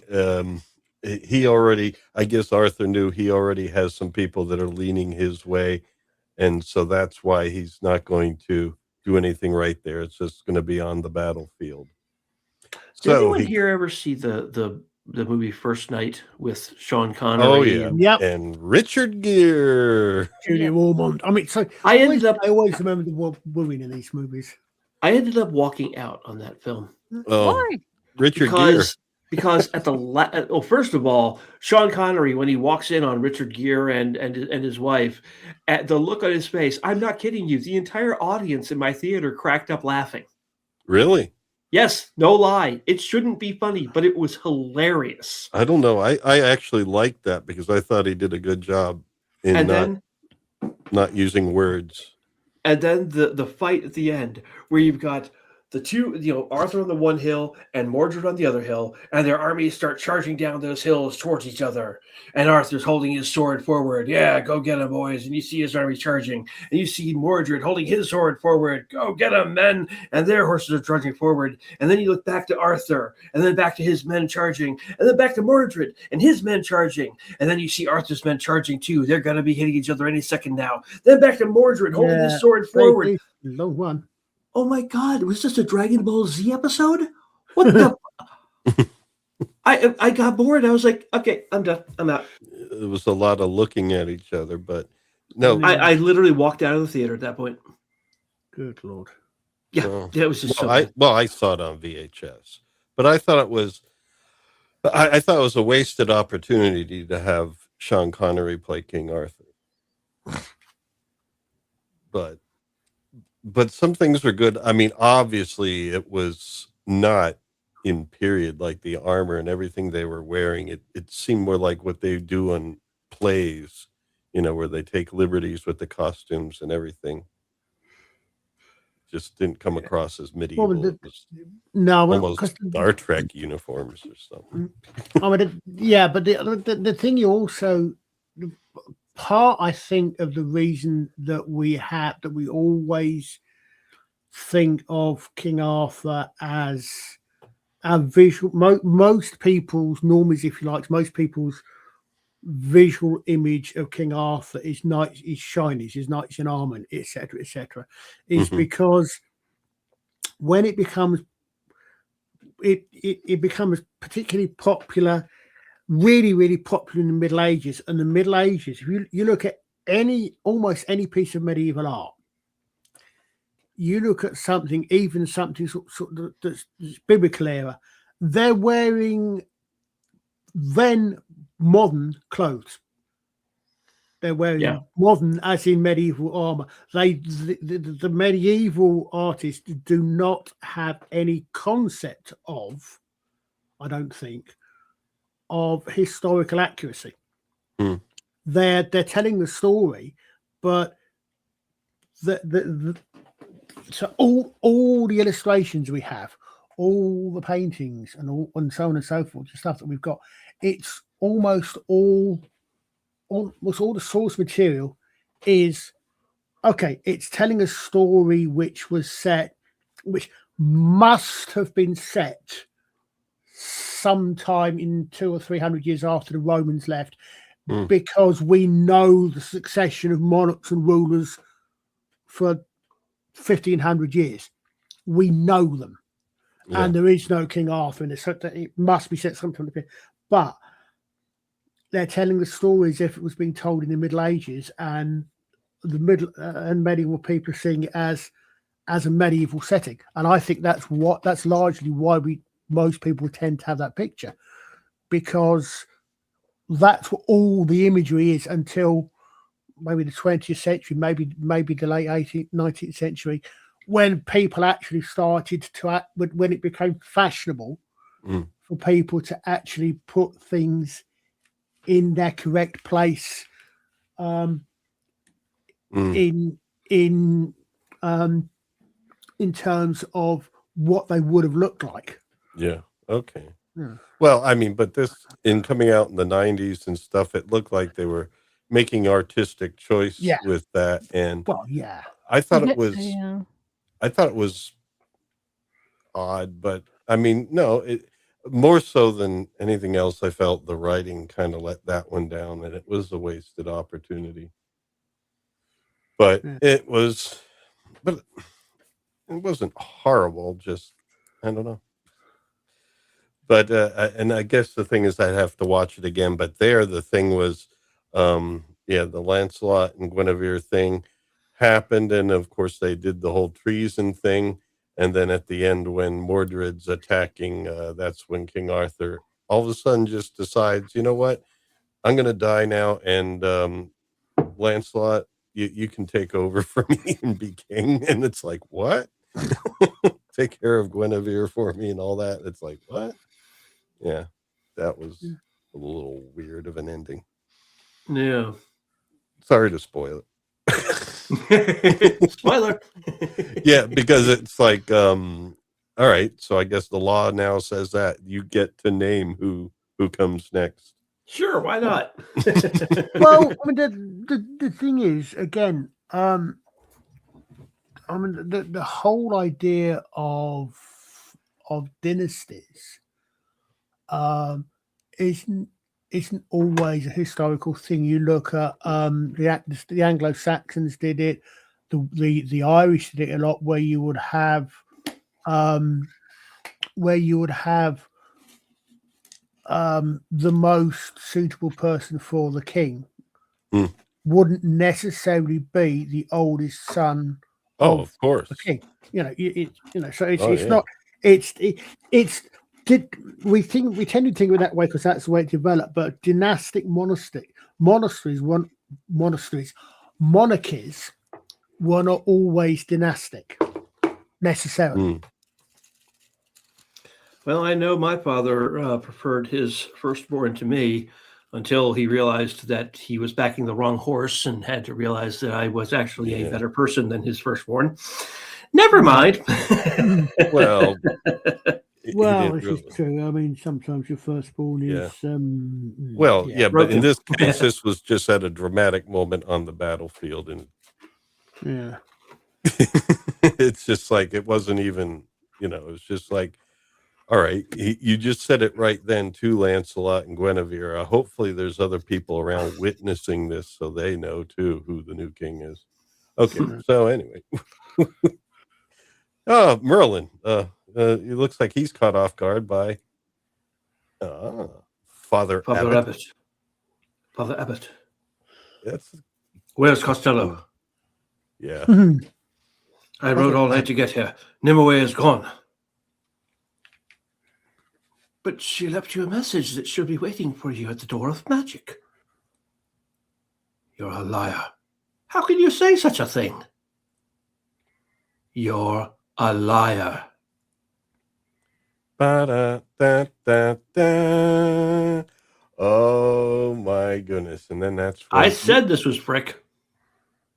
Well, it isn't. It's Mab.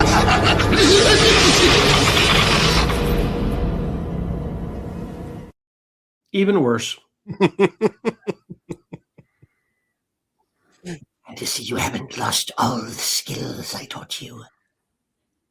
I've lost none of them. And it was Frick who taught me. Ah. Don't mention that ingrate.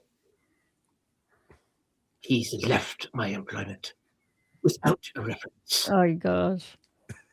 She lives outside of time. Yeah. True. Anyway, Nimue has gone. And she does want you to join her when you're ready. I'll tell you something that used to occur to me. Uh-oh. Technically, we've actually been pronouncing Nimue's name wrong. Uh-oh. The way they're spelling it in the credit titles, it should be Nimue. Nimue. Well, there's no accent over the E. Correct. Mm. But that's not how they're saying it in the show. No, exactly. Yeah. Yeah, I mean, in other words, the credit titles aren't picking up that subtlety of English. Oh my goodness. And then you can go Tolkien with it. We're just about like in the Silmarillion, everyone has an accent or something over it, and it's like, oh my goodness. And there are those gold plates in his shirt again. Yeah, I was thinking that, yeah. Yeah, I like those. All right. My noblemen don't want you with us against Mordred. Oh. They say that if you come, that they won't follow me. What will you do now? I gotta see about a girl. What will you do now? Close my books, break my wand, and retire. I have a life to live and a chance to live it. I'm going to meet her now. And now I can't read what he's saying. Oh, sorry. But Scott may have something quite valid to say. Oh, thank you. You'll be able to deal with Mordred. It's just one more battle, and right is on our side. Oh, good. I'm sure that'll make your sword sharper. Didn't keep He you has from getting into Excalibur, this right? situation. He does. Yeah, he still does. Yeah, if only he had the scabbard. Yeah. I'm proud of you, Arthur. Don't worry about me, Merlin. Worry about Mordred. I've still got Excalibur. Well, Arthur's better than most, if you think about it, at least in this portrayal. It's not bad, yeah. Better Oh, look, than he has most. gold plates on his sleeves, too. It's almost as good as a bracer. And that's the end of that set aside. So we are making progress. I guess I just need to select things faster. Ba-doom. Oh, now it's time for the Misty battle. Always portrayed with lots of fog. What the heck? Oh, never mind. Sorry, I called up the wrong one. This You one don't have to here. have so many people. Lots of fog. I think even this gets mentioned in Babylon 5. Late delivery from Avalon. Babylon. Yep. and it was Misty and Excalibur. It wasn't Misty in the first night, though. More's the It pity. was. There was no Merlin in the first night. There was no Mordred in Monty Python. There wasn't? No, No, Oh. unless he was one of the constables. unless he was a And- rabbit. And what It was the rabbit. and what store was that in the UK version? There was a store. Was that Harrods or what was that? Harrods is a very famous store, department store in London. Was that They- where they were? Because I remember I didn't get to see it because in the US we didn't get the version that went where there was a store, but there was a store in the UK version apparently. I don't remember that off the top of my head. I must admit. Who knows? Maybe I'm going on bad information. And the probably was. I mean, It wasn't Grace Brothers. I know that. Well, look who's suited up and ready for battle, and look like he's wearing a World War I infantry uniform. Colin, back me up on this. yeah, it definitely looks a lot rather odd armor. People there must be looking at him like, where'd they find you? I mean, that looked like brown canvas with rivets. It did. It did. It might be, but the thing is, since he lost his magic, I wonder how he got access to it. That's a very good question. Unless he had it. I call it lazy writing. Yeah. Well, no, I mean the thing is, if he's joined an army, hasn't he? He's Well, well, yeah, okay, but obviously he would he's wear obviously joined something that they have, not this Yeah, World we don't- War One stuff he yeah, had it's definitely- access yeah. to before. it's definitely weird costuming. Well, maybe Mab said, all right, I'll let you get some wardrobe before.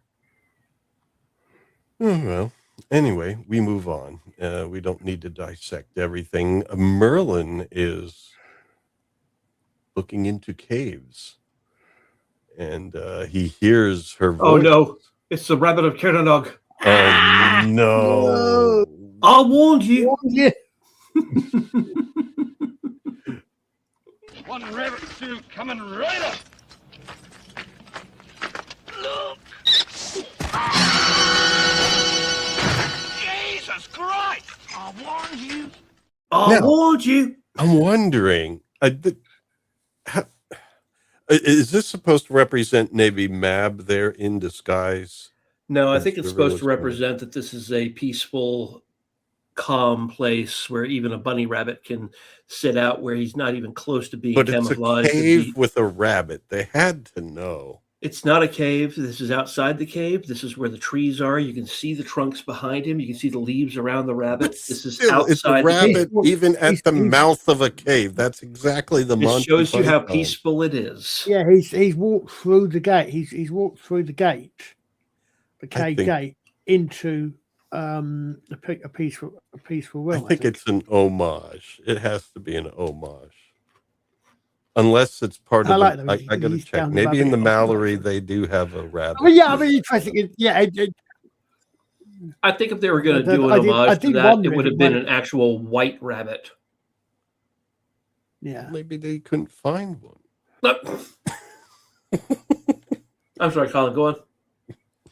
No, I said I did think I did wonder to myself if I was trying to work out the times, but I did wonder if that might kind of be a sort of a slight Monty Python reference there. But Maybe. I don't know, but there she is. But it's a weird moment to do it though, because it's meant to be romantic. That would be an interesting story, Ardent Party. Very psychedelic. What would that be? A crossover between Arthurian legend and Alice in Wonderland.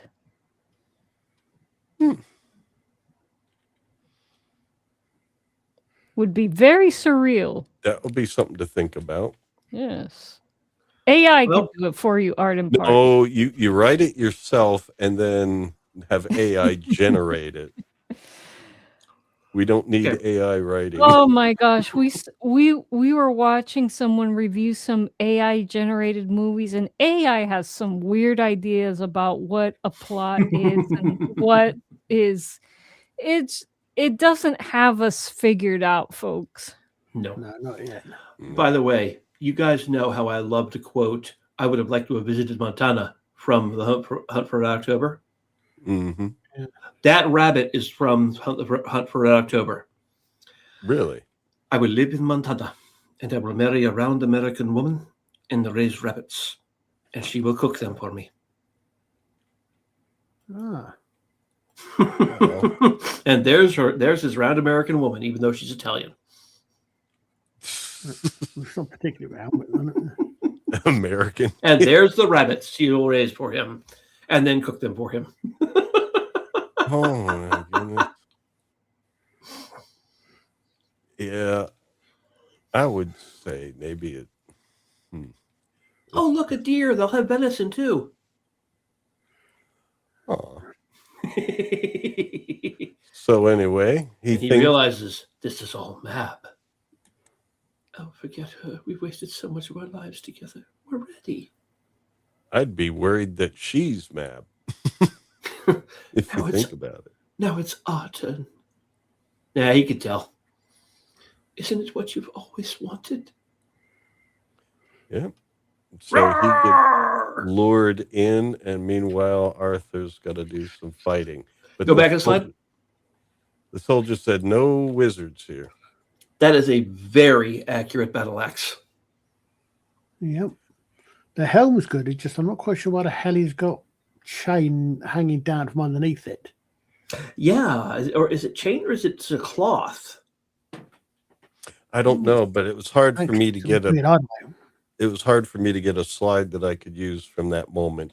But this is the first blood spilt in the battle. Art and Party says Dane axe. Yep. I don't know who Dane is, but okay. Tolkien, Dane Ironfoot. I missed that. Okay, that's just stupid.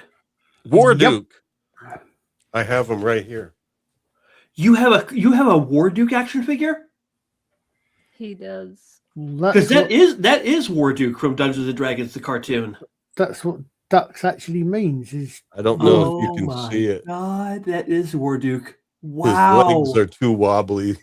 Where's We can't- Ironheart? I could barely see it. It's Where- Strongheart. Strongheart. I'm sorry. Where's Strongheart? Right. There he is. There he is with his plume on top of his helmet. Yeah. Ah, I bought all of the Dungeons and Dragons action figures from Target when they released them. From Target? Yeah, Target had an exclusive on the Dungeons and Dragons. But about this 5 years ago. wasn't this back before Target? Your figures are from way before. Oh, okay. The ones I got are the kids with their weapons, and each one came with a different role-playing game die. Yeah, I think Wow. I lost the weapons Oh, by now. nice. The sword were rubber. They were just rubber. These You are all could bend plastic them. and vinyl, but there's also a Avenger and a Dungeon Master in there too.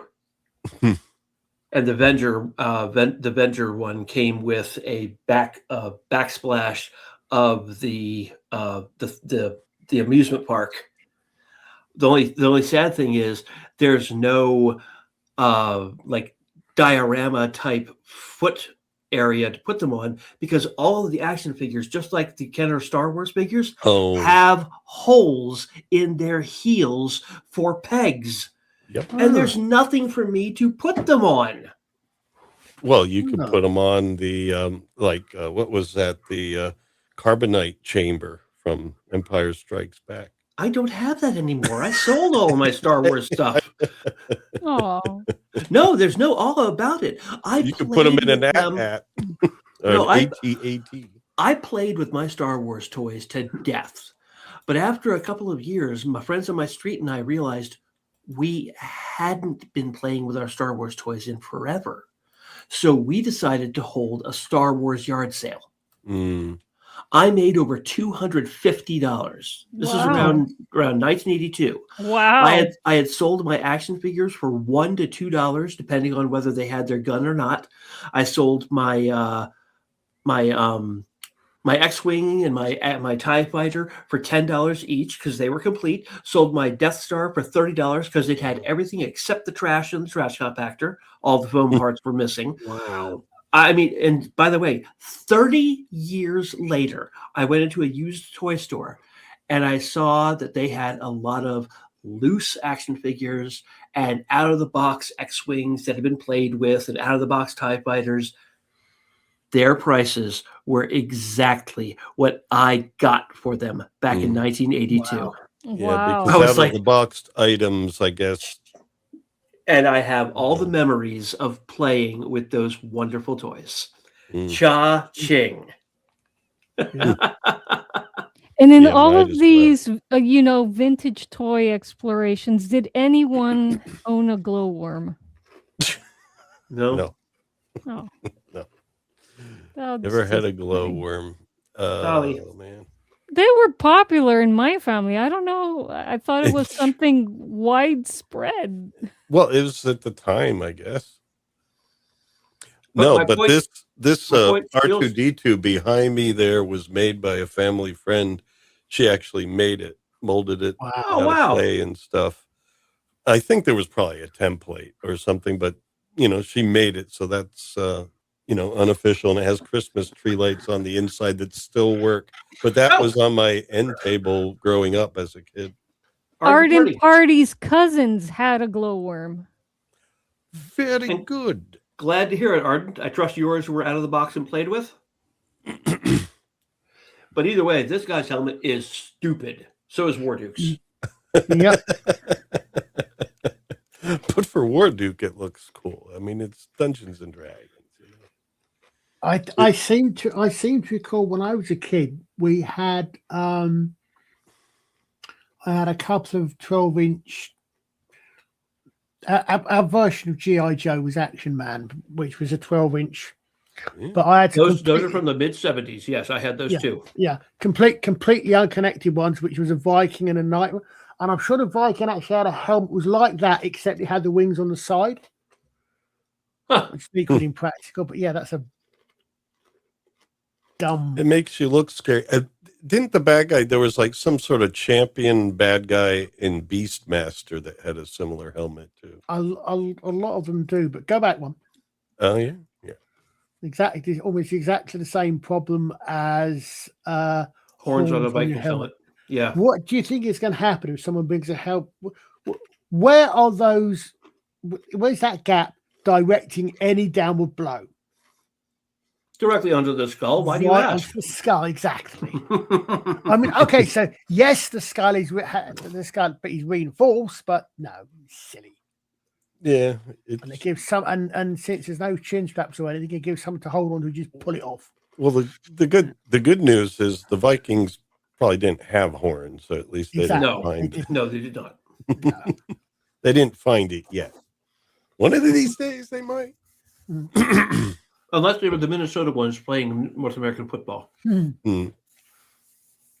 Oh, Frick's involved too. Yeah. Yeah, he was just like wailing away on somebody there.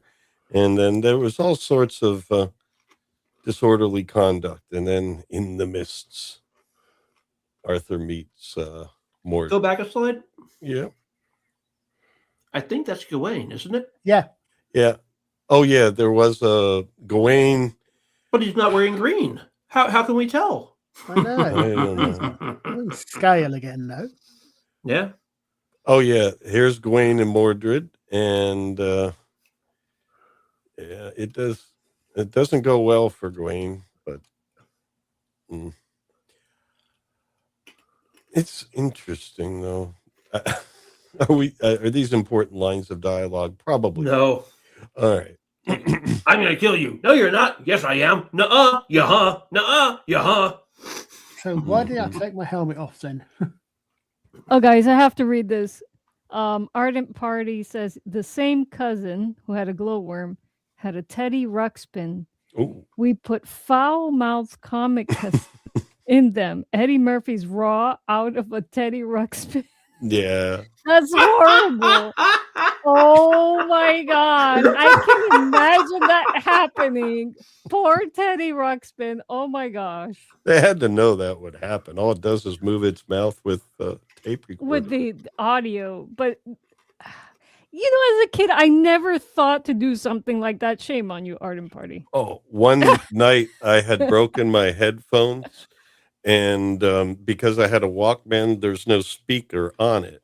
So in order to hear music that night, I put my tapes in a Roby Senior from Radio Shack, which is this robot that had a tape recorder built into it. And I had to listen to it that way because it had a speaker. Funny, you have a Walkman. I have a Pressman.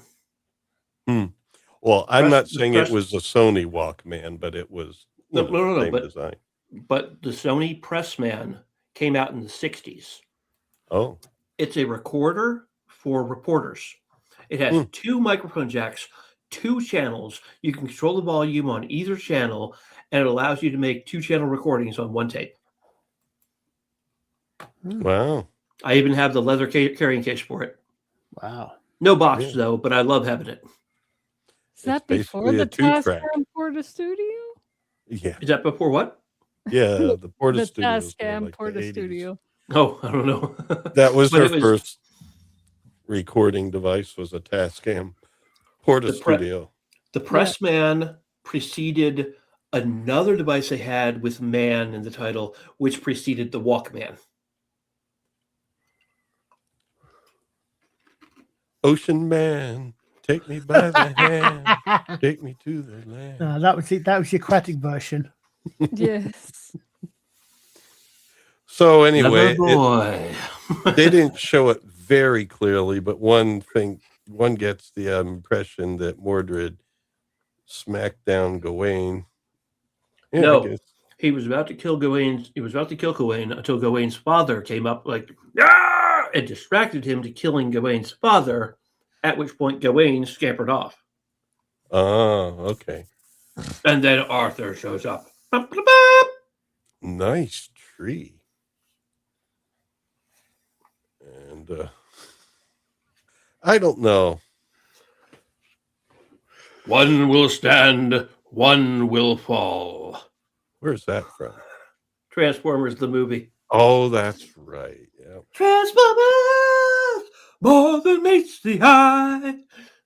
It's over, Prime. Yeah, Gawain pulled a brave Sir Robin, says Ardent Party. Brave Sir Robin ran away. Oh, bravely ran away. I didn't. When danger reared his ugly head, he bravely turned his tail and fled. No, just brave Sir Robin turned about, and gallantly he chickened out. Bravely taking to his feet, he beat a very brave retreat. Bravest of the brave, Sir Robin, I never. And Merlin's also in a sticky situation. Possibly. I heard a scream. Yeah, he's hearing things. Now, you knew Mab. All his clothes on, though. I didn't hear anything. It's the sound of battle. You knew there was a battle coming. What did you think was going to happen? Dude, leave it alone. Yeah, but he was disinvited. Yeah, and she's saying, dude, leave it alone. Just, come on, lay back down. Yar, hur, ar, hur, ar. It had slightly better choreography than Monty Python and the Holy Grail, but yeah, they didn't at least say hi-ya. Ooh, Richard's down. Press your advantage, take off his head. Why are you not pressing your advantage and taking off his head? Yeah. You should be pressing your advantage and taking off his head. Mm-hmm. He's being guilt tripped by Mordred. Oh, Yeah. and then stabbed with a dagger. Oh. And that really is a dagger. Yep. Not just a knife. And Arthur said, Yeah. ow! Now I'll take your head. Or just stab you with Excalibur. Yeah. Why not go for the throat, which is unarmored, you idiot? this was all going back and forth here. His Excalibur can cut through any metal. That's true. I must go to him. Oh no! But I guess did Mab explicitly say you cannot tell him? No, to stay? she didn't. I think she decided not to say anything because she didn't want to keep Merlin from his purpose. You know, she loves I him agree. that much. I agree. If you love someone, let them go. If they return, they truly love you. If they don't, it wasn't meant to be. Did Mab set up the rules saying that you can't tell him? No. Tell him what? That That if he he couldn't leaves, he can't leave. come back. Yeah. But he can. It's only she can't. No, Merlin can't come back. He leaves. It's over. And that's what happened. He can't come back to the cave afterwards. Yeah, but she also can't leave. Period. Mm, No, she can't leave. Mab said if you leave, you can't leave. Yeah. right. Then he leaves and he can't come back. Oops. Yeah, and now but she that's can't the leave. thing is that's the thing I didn't know. I mean, you obviously get that that's part of this curse or whatever Mab arranged, but did she ever say that? I mean, did she ever say that? The rule is if he leaves, he can't come back? Or... Not that I'm aware of. It No, wasn't in the dialogue that we saw, so we can presume she never said it. Yeah. It's like Go back. Mab says if you go there, you can never leave it.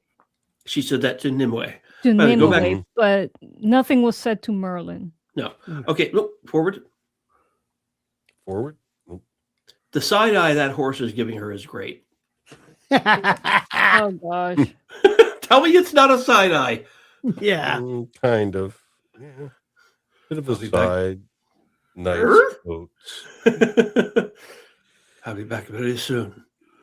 No, you won't. But she did seem to know that if he leaves now, he'll never be able to come back. Which is yes, why she does know. Yeah, she knows. I'll be waiting for you always. Mm-hmm. See, when I do this voice with her face, it fits. When I did this voice with the teenage girl, which was her voice, it didn't fit, and I was getting grief for it. But it was her voice. Yeah. I don't know why they did that. You were getting grief for it.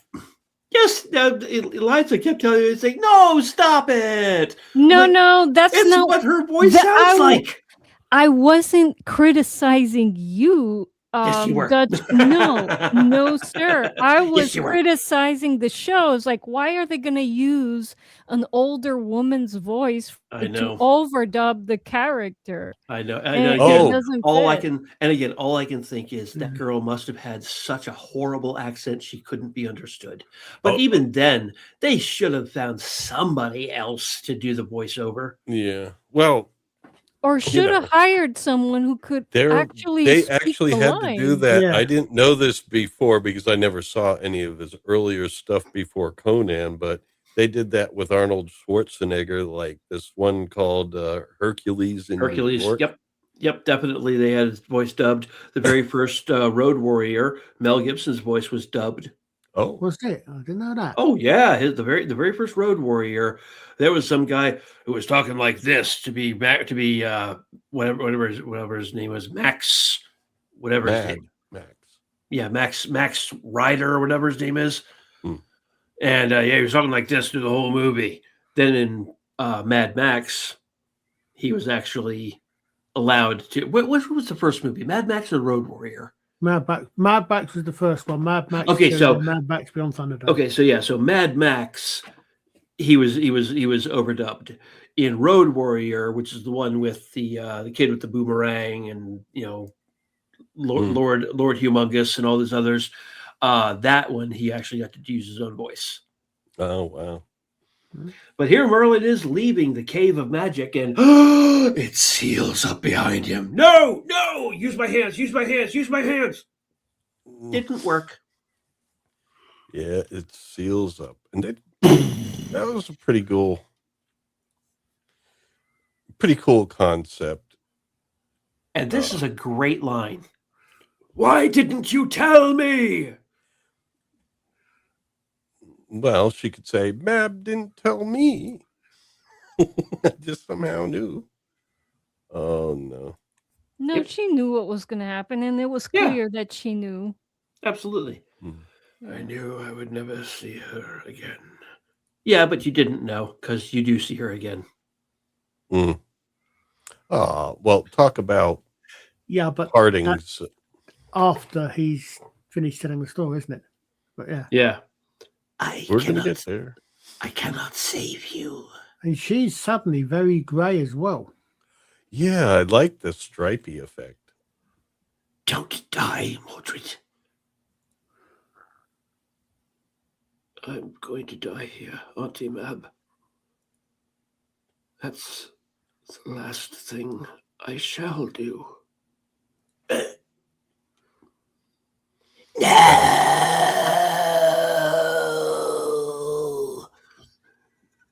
Yeah. Meanwhile, Arthur's been stabbed right in the intestines. Mm-hmm. Merlin, old friend, I knew you would come. How goes the day, Arthur? I've seen better. Take the sword to the lake. I thought it was Guinevere that had. Yeah, it's not supposed to be Merlin, does it? Merlin's It's definitely Guinevere. But Merlin's supposed to be frozen in a cave at this point anyway, so Dr. Stephen. Well, depending on the story, but yeah. Yeah, usually. Dr. Stephen Franklin. Take the sword to the lake. No one must have it. Go, Merlin. Now! Rest easy, son. You were the right man to hold Excalibur. Oh, man, do I have to take a poop? Yeah, it's like, what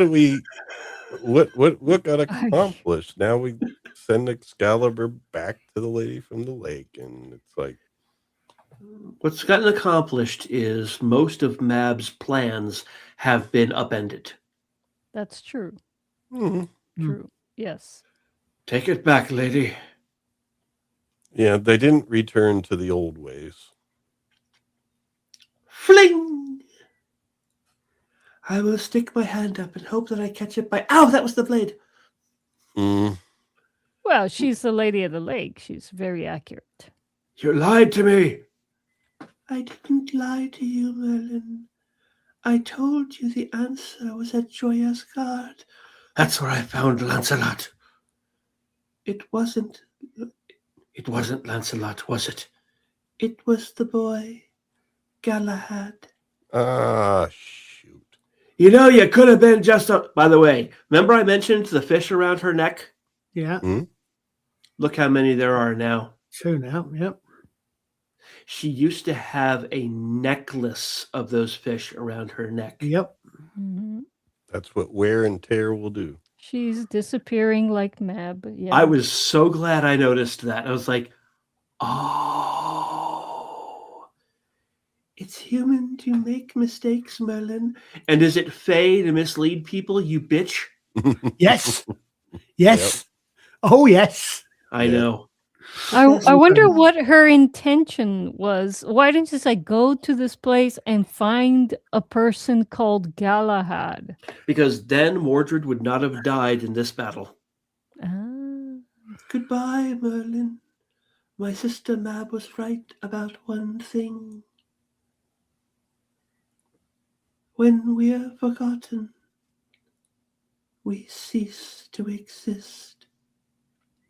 Hint, hint, hint. It's a Vorlon. I told you she was a Vorlon. She's definitely a Vorlon. You've always been here.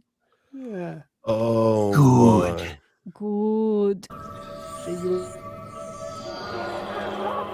And so it begins. So it begins. But Lady of the Lake, tell me one more thing. What happens next? How is this going to end? In fire. In fire. Awesome. Yeah, it was Kosh Island Party. It was Kosh all along. Wow, that was a bloody battle. Oh my gosh. Can't believe I survived it.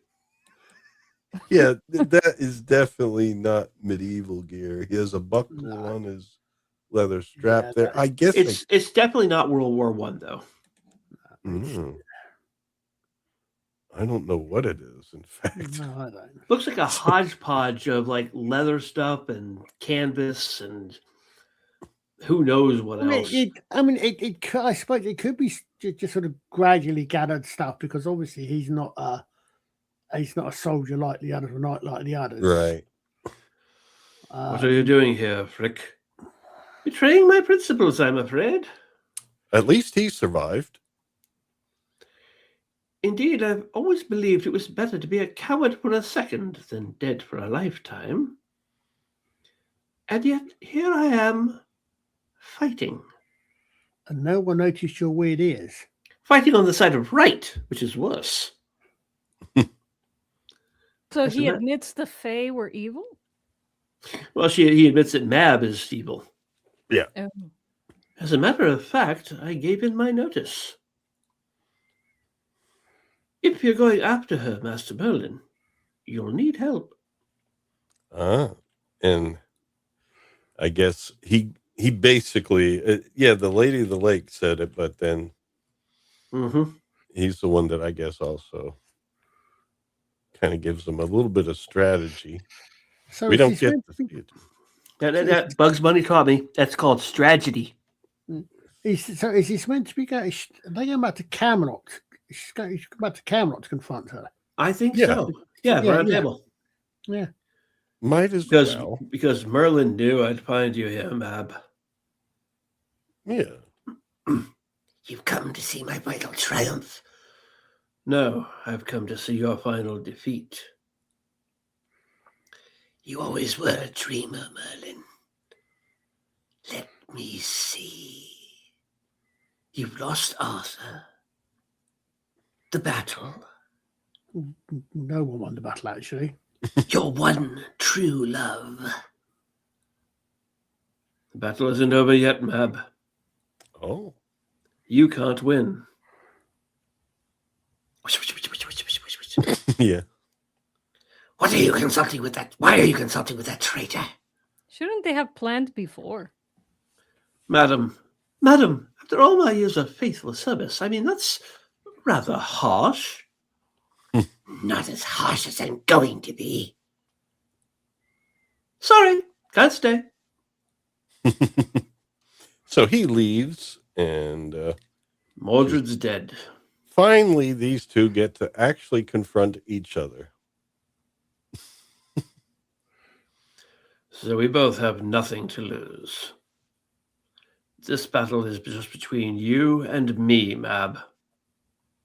Clip! Yeah, and that's when, after hearing those words, she's a little bit... Yeah, she's a little up.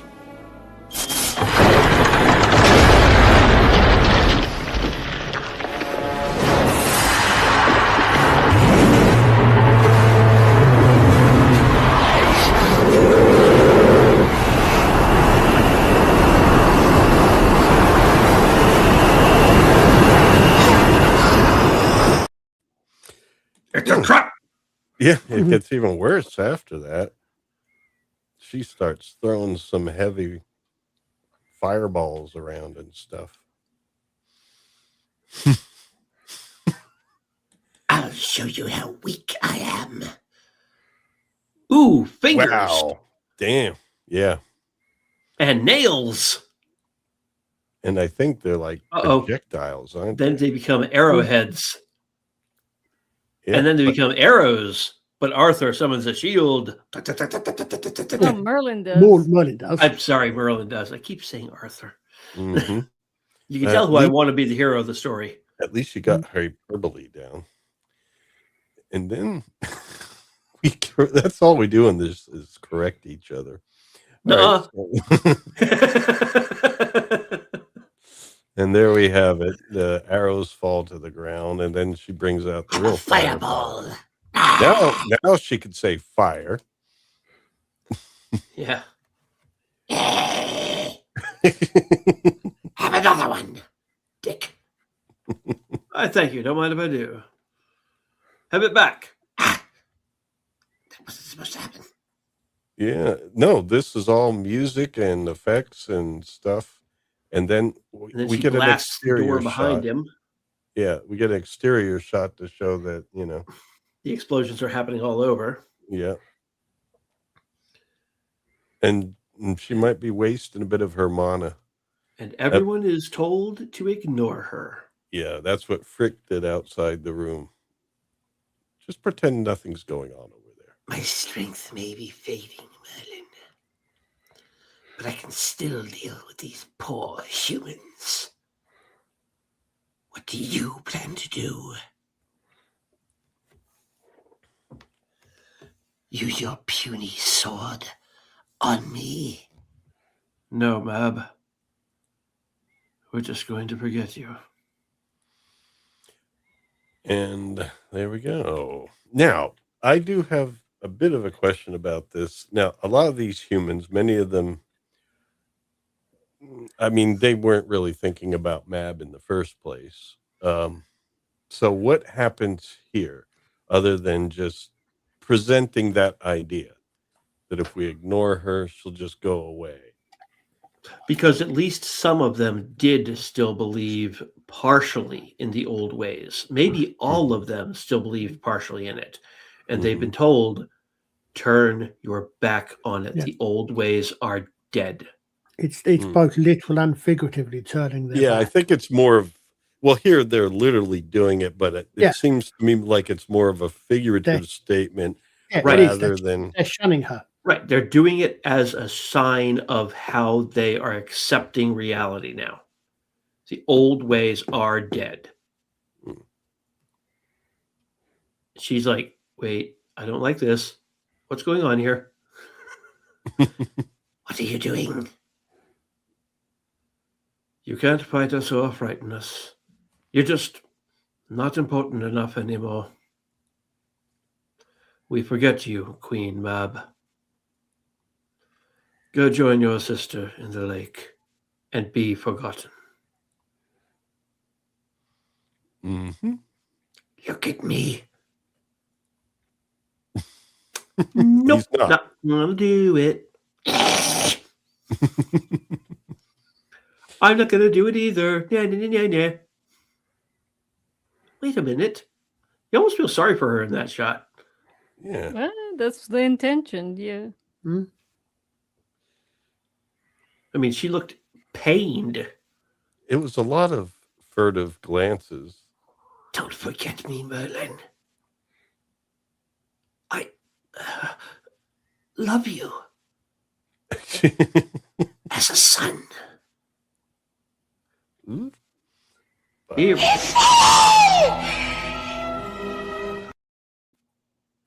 Wow. I think I can't hit that note. I think I'm going to keep that. What's she saying there? I don't know. Merlin. But she's fading. Oh, she's saying you failed. You failed! I had won! I was trying to smile, but it was the smile of desolation. Same words. Inside, I felt only the pity and the terror and the waste of it all. Everyone I ever loved and whoever loved me, all gone. All gone now. And then Galahad bravely returned. So, yeah, with the Grail, right? Yes. If you go to the next slide, yes. And brought with him the Holy Grail and spring. So, we get the Holy Grail, but only in narration. Yeah, and definitely after Arthur has died. Oops. There's not even a fish. There's not even a Fisher King in this story. Nope, none of them. Not even Robin Williams. What? That was a good movie. Not even a bad guy that makes an agreeable thump. Nope. You know, Jakar does like that word, doesn't he? He does. Well, he says And it that two episode. ways. Yeah, please do not thump the Book of Jaquan. Yeah. Oh, that's right. Disrespectful. I love that. Garibaldi was being obnoxious doing that, though. Oh, He was Garibaldi? excited. He was excited. Mr. Garibaldi is always put out. He's always put out. I love that scene. Oh, no, my he's, Gets the is best that supposed to be lines. Paul's there and brought with him the Holy Grail and Spring? It's an old one phrasing it. Said Galahad. All right. So at least Galahad did come through in the end. Scott. Did he become king? What happens to Galahad? And the land became fertile again. And we see some kids to prove it. Particularly. And the cycle of death and darkness ended. Same words. Oh, and this is actually, I think, I had to fit the last few in a different file. Yeah. I mean, we are right at the end now. StreamYard, StreamYard restrictions. You can only have 200 in one file. And so does my story. Now, if my story entertained or enchanted, you may show your appreciation in any way you see fit. There have been so many slides where the stupid subtitling has said you instead of your. Yeah. But particularly with money. Did you ever find Nimue? Yeah, did you ever find Nimue? No, I never found Nimue or even the cave again. What about the magic? Can you still do magic? I got out of the habit, and besides, nobody believes in it anymore. Oh. It's all over, friend. There is no more. It's not exactly the way I remember it. Oh, Master there Merlin. he ruins the whole story because now Frick informs us as the audience that So perhaps he says, "Is it all exactly the way I remember it?" No, he actually said not exactly the way I remembered it. Yeah. It's like, it's not exactly the way I remember it. Master that's what I Merlin. mean. Oh, yeah, they totally screwed up the subtitle here. Yeah. Yeah, that's the way Frick said it. Is like It's not so you exactly mean- the way I remember it, Master Merlin. Oh, Yeah. they should have done a part 2, which is Frick's version. Agreed. Yes, Agreed. that would have been No, better. no, agreed. In Shadow of Ender. If you've ever read Ender's Game, read the book Shadow of Ender. It is Ender's Game told from the perspective of Bean. It's brilliant. I've only read Ender's Game. I've got the others, but I think I only read Ender's Game, but didn't read any of the others. The others are really not worth reading except Ender's Shadow. Frick, Well, is it you? Yes, it's me.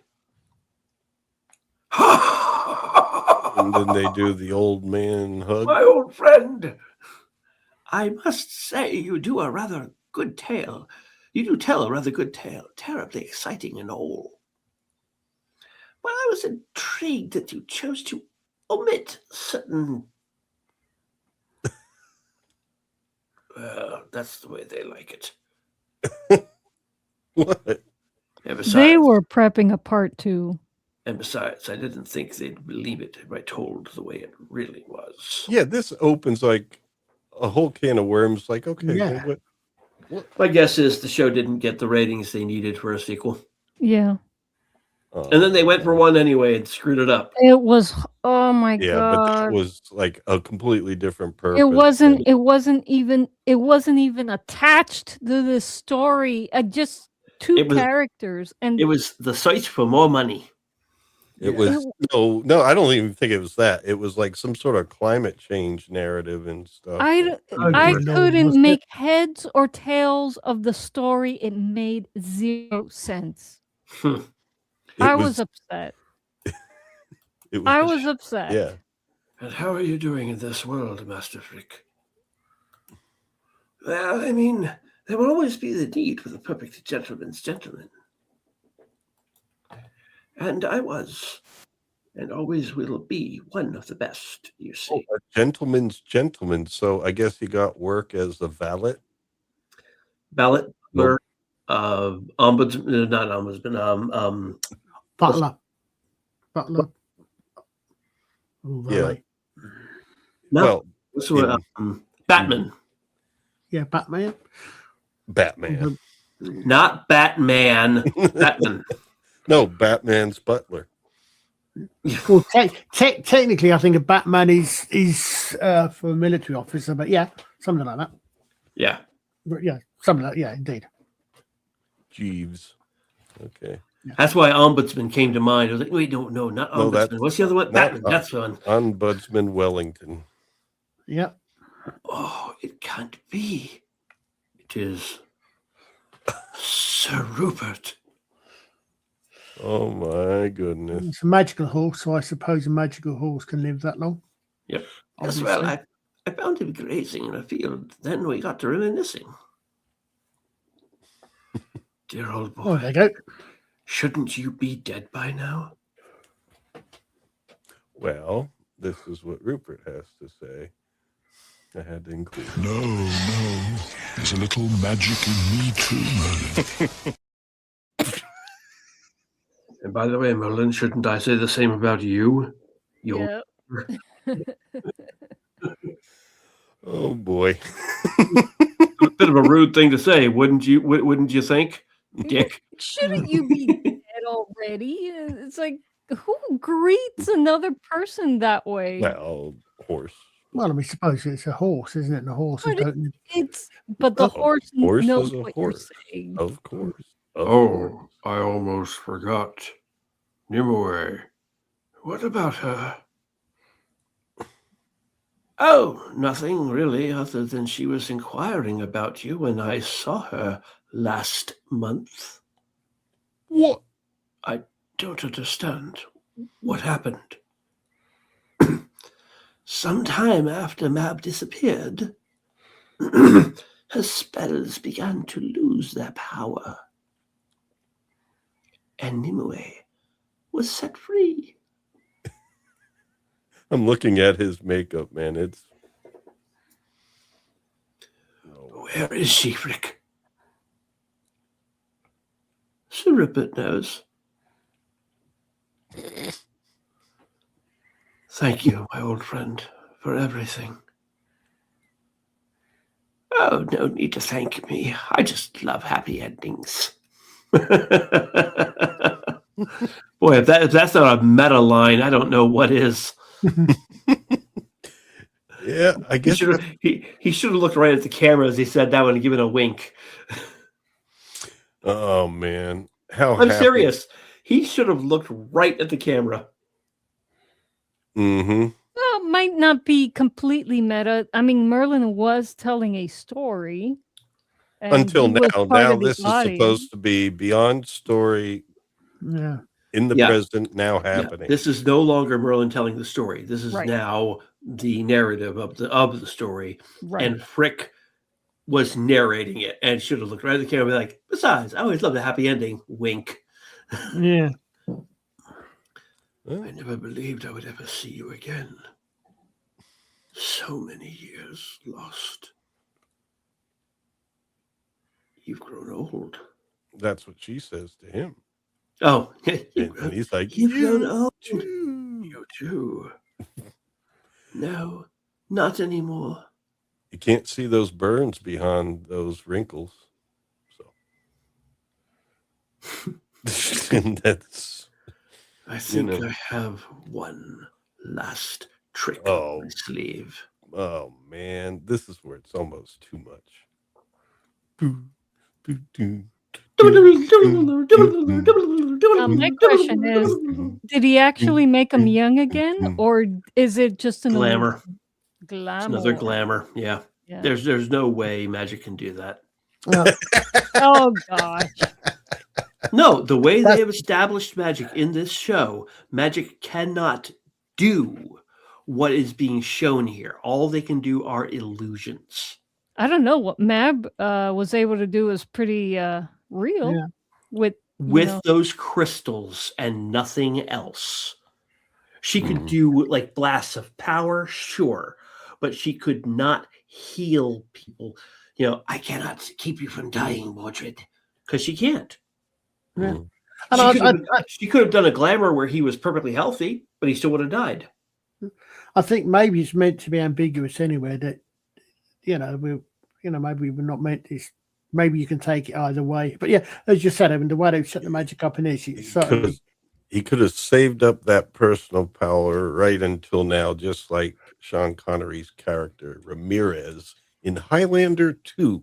Well, remember, he said that magic is real. But he vowed not to practice magic because he didn't want to help Mab. But in this case, since there is no more Mab, maybe he used like magic and not illusion to heal them and make them young again or something. Again, I don't recall anyone ever using that kind of magic. Even when Frick gave Morgan beauty and straight teeth and beautiful clothing, it was still nothing more than an illusion. And Frick was a more accomplished magician than Merlin. That's true. Very true. Yeah, it's just illusion, but you know what? It's a good illusion, but none of them were practicing what he practiced at right here at the end. That's the power of love. Dun, dun, dun, dun. Oh gosh. Dun, dun, dun, dun, dun. What song are you quoting? I can't. Huey Lewis in the News. That's from Back to the Future. Oh, that's first time you feel it, it might make you sad. Next time you feel it, it might make you mad. But do be glad, baby, when you're bound. That's the power makes the world go round. He just did a bad job quoting it. Yeah, I did. No, she only insults me on the show. Don't take money. Don't take fame. Don't do no credit card. Well, Huey Lewis could sing, Just here, might say in case anybody you're wanted to know, Paul Curran. That's the power of love. Lena Headey. That's power Headey. of love. Jeremy. Can you feel it? Jeremy Sheehead, Lancelot, Mark Jackson, of course. Sheffield. Oh, Sheffield. I called him Sheehead. Honestly, I can see that. Oh, is this John McAnally? Lord Ardente? Well, we can't get them all. So I don't think we need the credits if you want. Art and Party, did you just quote Ramirez from one of the Highlander sequels? Yeah, Highlander 2. Oh, God. Oh, my Lord. How? Okay, Art and Party, leave. Go. Shoot. Oh, shoot. Oh, my Lord. Lord. Do that to any of our audience members. Dude, he quoted Highlander 2. We need someone to keep Scott Hovig company. He quoted Highlander 2. I brought it up. Okay, you're fired too. We're just going to find ourselves a new giant. That's all. Sir Boris. Oh, that is Roger Ashton Griffith. And that I does not belong in his name. How did they screw that up? I don't know. I mean, I kept calling him Boris half the time as well. So I never stopped calling him Boris. No, but it was Boris in Monty Python.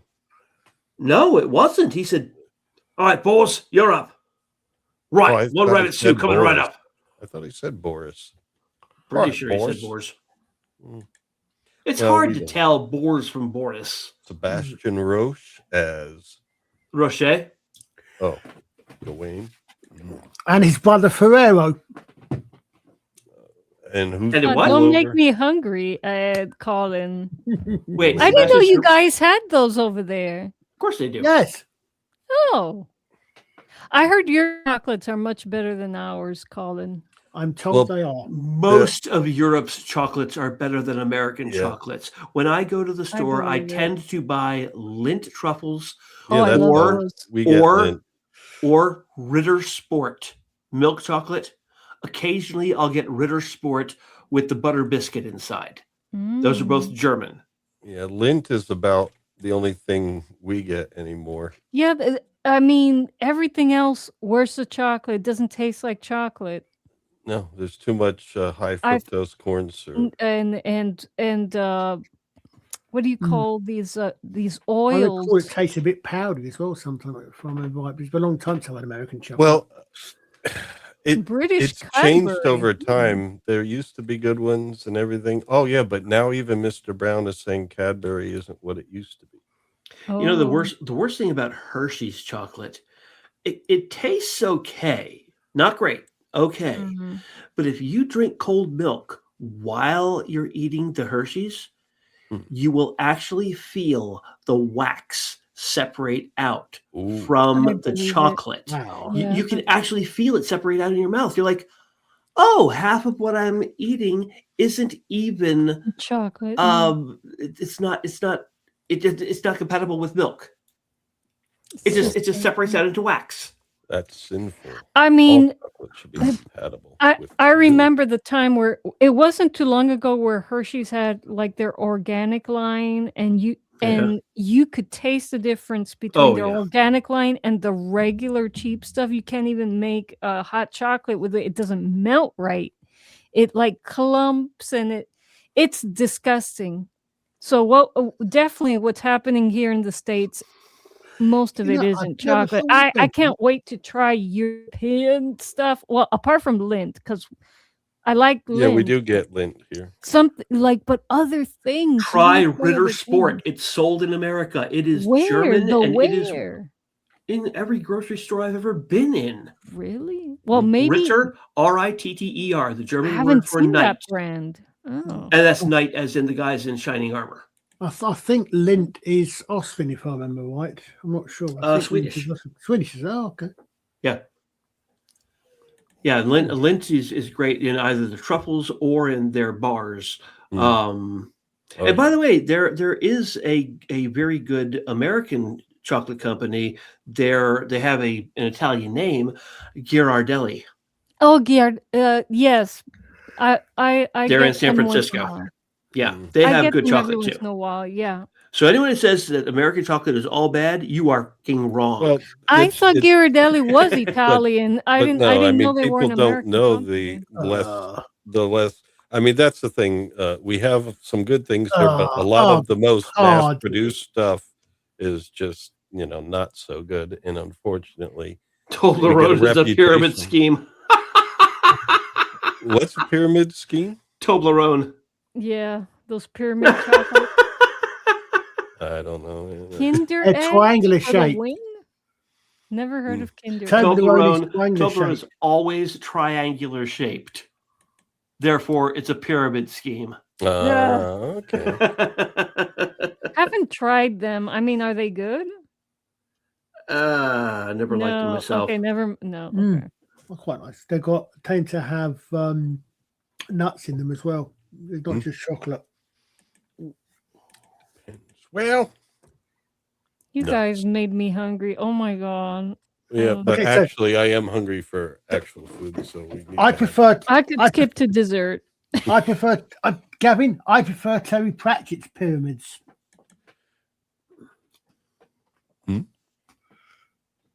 And which pyramids are those? That's the book by Terry Pratchett about Oh, the okay. Egyptian, about not Egypt on Discworld. And Oh. assassin, and it starts off with this guy from the Assassins Guild going out on his first job, and That's Stargate related. no, it's Terry Pratchett. Hmm. Terry Yeah. Pratchett's Discworld, and he starts off with this Discworld. yeah, Oh, sorry, no. I thought you said Egypt, not on this world. No, pyramids is Discworld Egypt, basically, as you can have the pyramids. But it starts off with the eponymous hero putting all his own, says he puts his weapon on here, this, and this. And he takes a step forward and falls flat on his face because of the amount of weight he's carrying. By the way, I'm sorry, go on. Did you cut you off? That's Terry Pratchett in a nutshell. He literally starts off. He takes things. Pratfalls. Well, no. He literally takes. He will take standard fantasy tropes, and he takes fairy tale tropes, and he turns them on his head, and he makes them sort of look. He makes them quite. He takes them to a logical conclusion, but he does it in a very humorous way. I mean, he starts with the disc world is literally that. It's literally a disc, a flat disc, held up by elephants and turtles. Held up by 4 elephants. There is a missing 5th elephant. And turtles all the way down. They all ride on the back of the great Arthurian the star turtle, and the great there were 2 theories about where the star turtle is traveling. One says that he keeps on traveling, and you have to you have to know your astronomical theories for this. One is saying that he keeps on going and he just goes on forever, and that's a steady gate theory, GAIT. And the other one is that actually he's going to meet a mate and produce more Discworlds, and that's called the Big Bang Theory. Oh, which has nothing to do with that sitcom, nor the scientific Big Bang Theory. No, they are. It's literally pun because you had you had 2 theories for the universe. One was it was unchanging, that was called the steady state theory. Oh, which he puns as the steady gate theory because his gate as in travel. And the other one is, exactly. It's the pun of the Big Bang Theory, which was the one that, the universe explodes, it keeps exploding, which is what the TV series is named for. But he called it Big Bang Theory because obviously it is a joke about mating in there. Yeah, I figured that's what you were talking about. Yeah, but yeah, I mean, it's like that. So much of those things. I mean, there's a lot of individual novels, and a lot of them actually in series. My favourite ones are the Ant-Warport Night Watch. And at one point he says he says it's dedicated to the city, whatever they be called, whose sole role in the job is to run in the end of Act 3 and be slaughtered by the hero. So but here's the thing: I've heard a lot about him, but I haven't read any of his work. Oh. So I'm curious: is it like Douglas? Yeah, it's quite similar to it's similar to Douglas Adams, only he does mainly fantasy. He's got some science fiction. He's actually written. I've actually got one book which is actually hard science fiction by him, and I hadn't even realised it was by the same author. Oh wow! Because it's literally just, they're all short books, but it's literally hard science fiction. But it's great. I mean, he comes up with the main character in the first of the City Watch books, for example. Is Carrot, and he's described as a dwarf by adoption, and he is, because he's found as a baby, he's adopted by dwarves, and they're your standard fantasy dwarves in a mine and the rest of it. King is basically bottom, and they kind of send him out when he gets to be 6 foot tall. At his he might be a little bit tall to be a dwarf, things like this. Ardent Party just did a 3-part chat, and I would like to read it. Okay. He says, I have been described as in Terry Pratchett terms by a friend. He was the type of man to stand on a mountaintop in a thunderstorm in wet copper armor, shouting, "All the gods are bastards!" I might be spiteful at times. And my other favorite Pratchettism is build a man a fire and he's warm for a day. Set a man on fire and he's warm for the rest of his life. And then he's talking to Scott about how Mountain Dew, by the way, invented in Tennessee in 1948, has been doing a throwback with beet sugar. And he's saying, I might have to look for that at one of my local shops because they might have it. And there have incidentally been several Terry Pratchett mini-series. There's live-action ones, and there's also some cartoon ones. There's one of the great, I mean, the level of his jokes, for example, is if you soul music, you kind of need to understand a little bit about British music. But for example, there's music with rocks in it. There's one of the characters is a dwarf called Cliff. You need Cliff to understand. Richards. Correct. One of them, the main character. No, it's literally so it's about rock music, right? I'm not laughing at you. I'm sorry. I'm laughing at what Arden Party wrote about Tennessee. And one of the main character is a bard called Imp E. Chelin, which is, and I generally don't speak Welsh enough to know, but it supposedly means bud of the holly. Oh my goodness! Yes, exactly. I mean, people would have to look it up to even know. But I don't. No. I mean, it literally. It's in the book. It says Imp E. Chelin. It says it means bud of the holly. Oh, okay. Whether that is actual Welsh or not, I don't know. Okay, but it could be. All right. So going back to chocolate, in 1847, Ghirardelli changed his Italian first name to the Spanish equivalent Domingo Ghirardelli. 1849, he sails to America and opens a general store in Stockton, California, and then opens a second store on the corner of Broadway and Battery. He ends up offering supplies and confections to miners. By 1852, at Kearny and Washington Streets in San Francisco, he opens a confectionery shop, Ghirardelli and Girard, which eventually becomes the modern-day Ghirardelli Chocolate Company.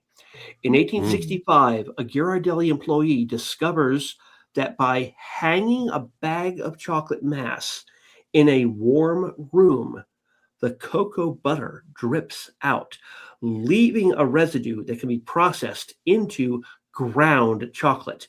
This is known as the Broma process and produces a more intense chocolate flavor than any other technique. Nice. So basically, Ghirardelli is an Italian confectioner who started an American company, which ended up getting bought up by Lindt and Sprungli. Oh. It's now a subsidiary of its holding company. Have they changed their formula or their? Doesn't say they have. I hope not. All sorts of different ownership changes. I mean, that purchase cap happened in 1998. I've heard so much about the British chocolate stuff, especially stuff run-of-the-mill chocolate tins you could get in the supermarket, really high quality chocolates in them. I would go and it would all be about just getting a chocolate tin to have the chocolate and also make the tin into a banjo. Oh wow, I never knew this. In 2005, Ghirardelli debuts dark squares, which become the first widely available chocolates to include the cocoa content on the packaging. Wow. And yes, I say cocoa. I do not say cacao. Cacao. Okay. I guess they're both right. Depends on who you're talking to. Well, it's spelled Cocoa. Oh no, this was spelled Cacao. Well, that would be cacao, I would say. But yeah, but I'm like, that's other languages. I actually don't know if it's the same thing or not, to be quite honest. I don't know if it's... My grandfather used to grow cacao on cacao and coffee were like the staples of his farm / ranch. They're both in beans. Cuba. Mm-hmm. Yeah. Yep, and they grow best in up the mountains and in I don't know what type of soil they had up in Oriente, I mean, it was definitely Oh, no, it's the very same rich thing, apparently. soil. Yeah, they're 20 very delicate. 2011, Apparently, Ghirardelli. apparently the name of the plant is the Theobroma cacao, but it's also known as cocoa when it gets translated into cocoa. Yeah. Translated. That was the Yeah, I mean, that was the broma that was the broma method that they discovered. Yeah, when it gets, But in 2011, they became the number 2 baking brand in the U.S. And I have to admit, wow. I have baking cocoa in my cabinet. It is Ghirardelli.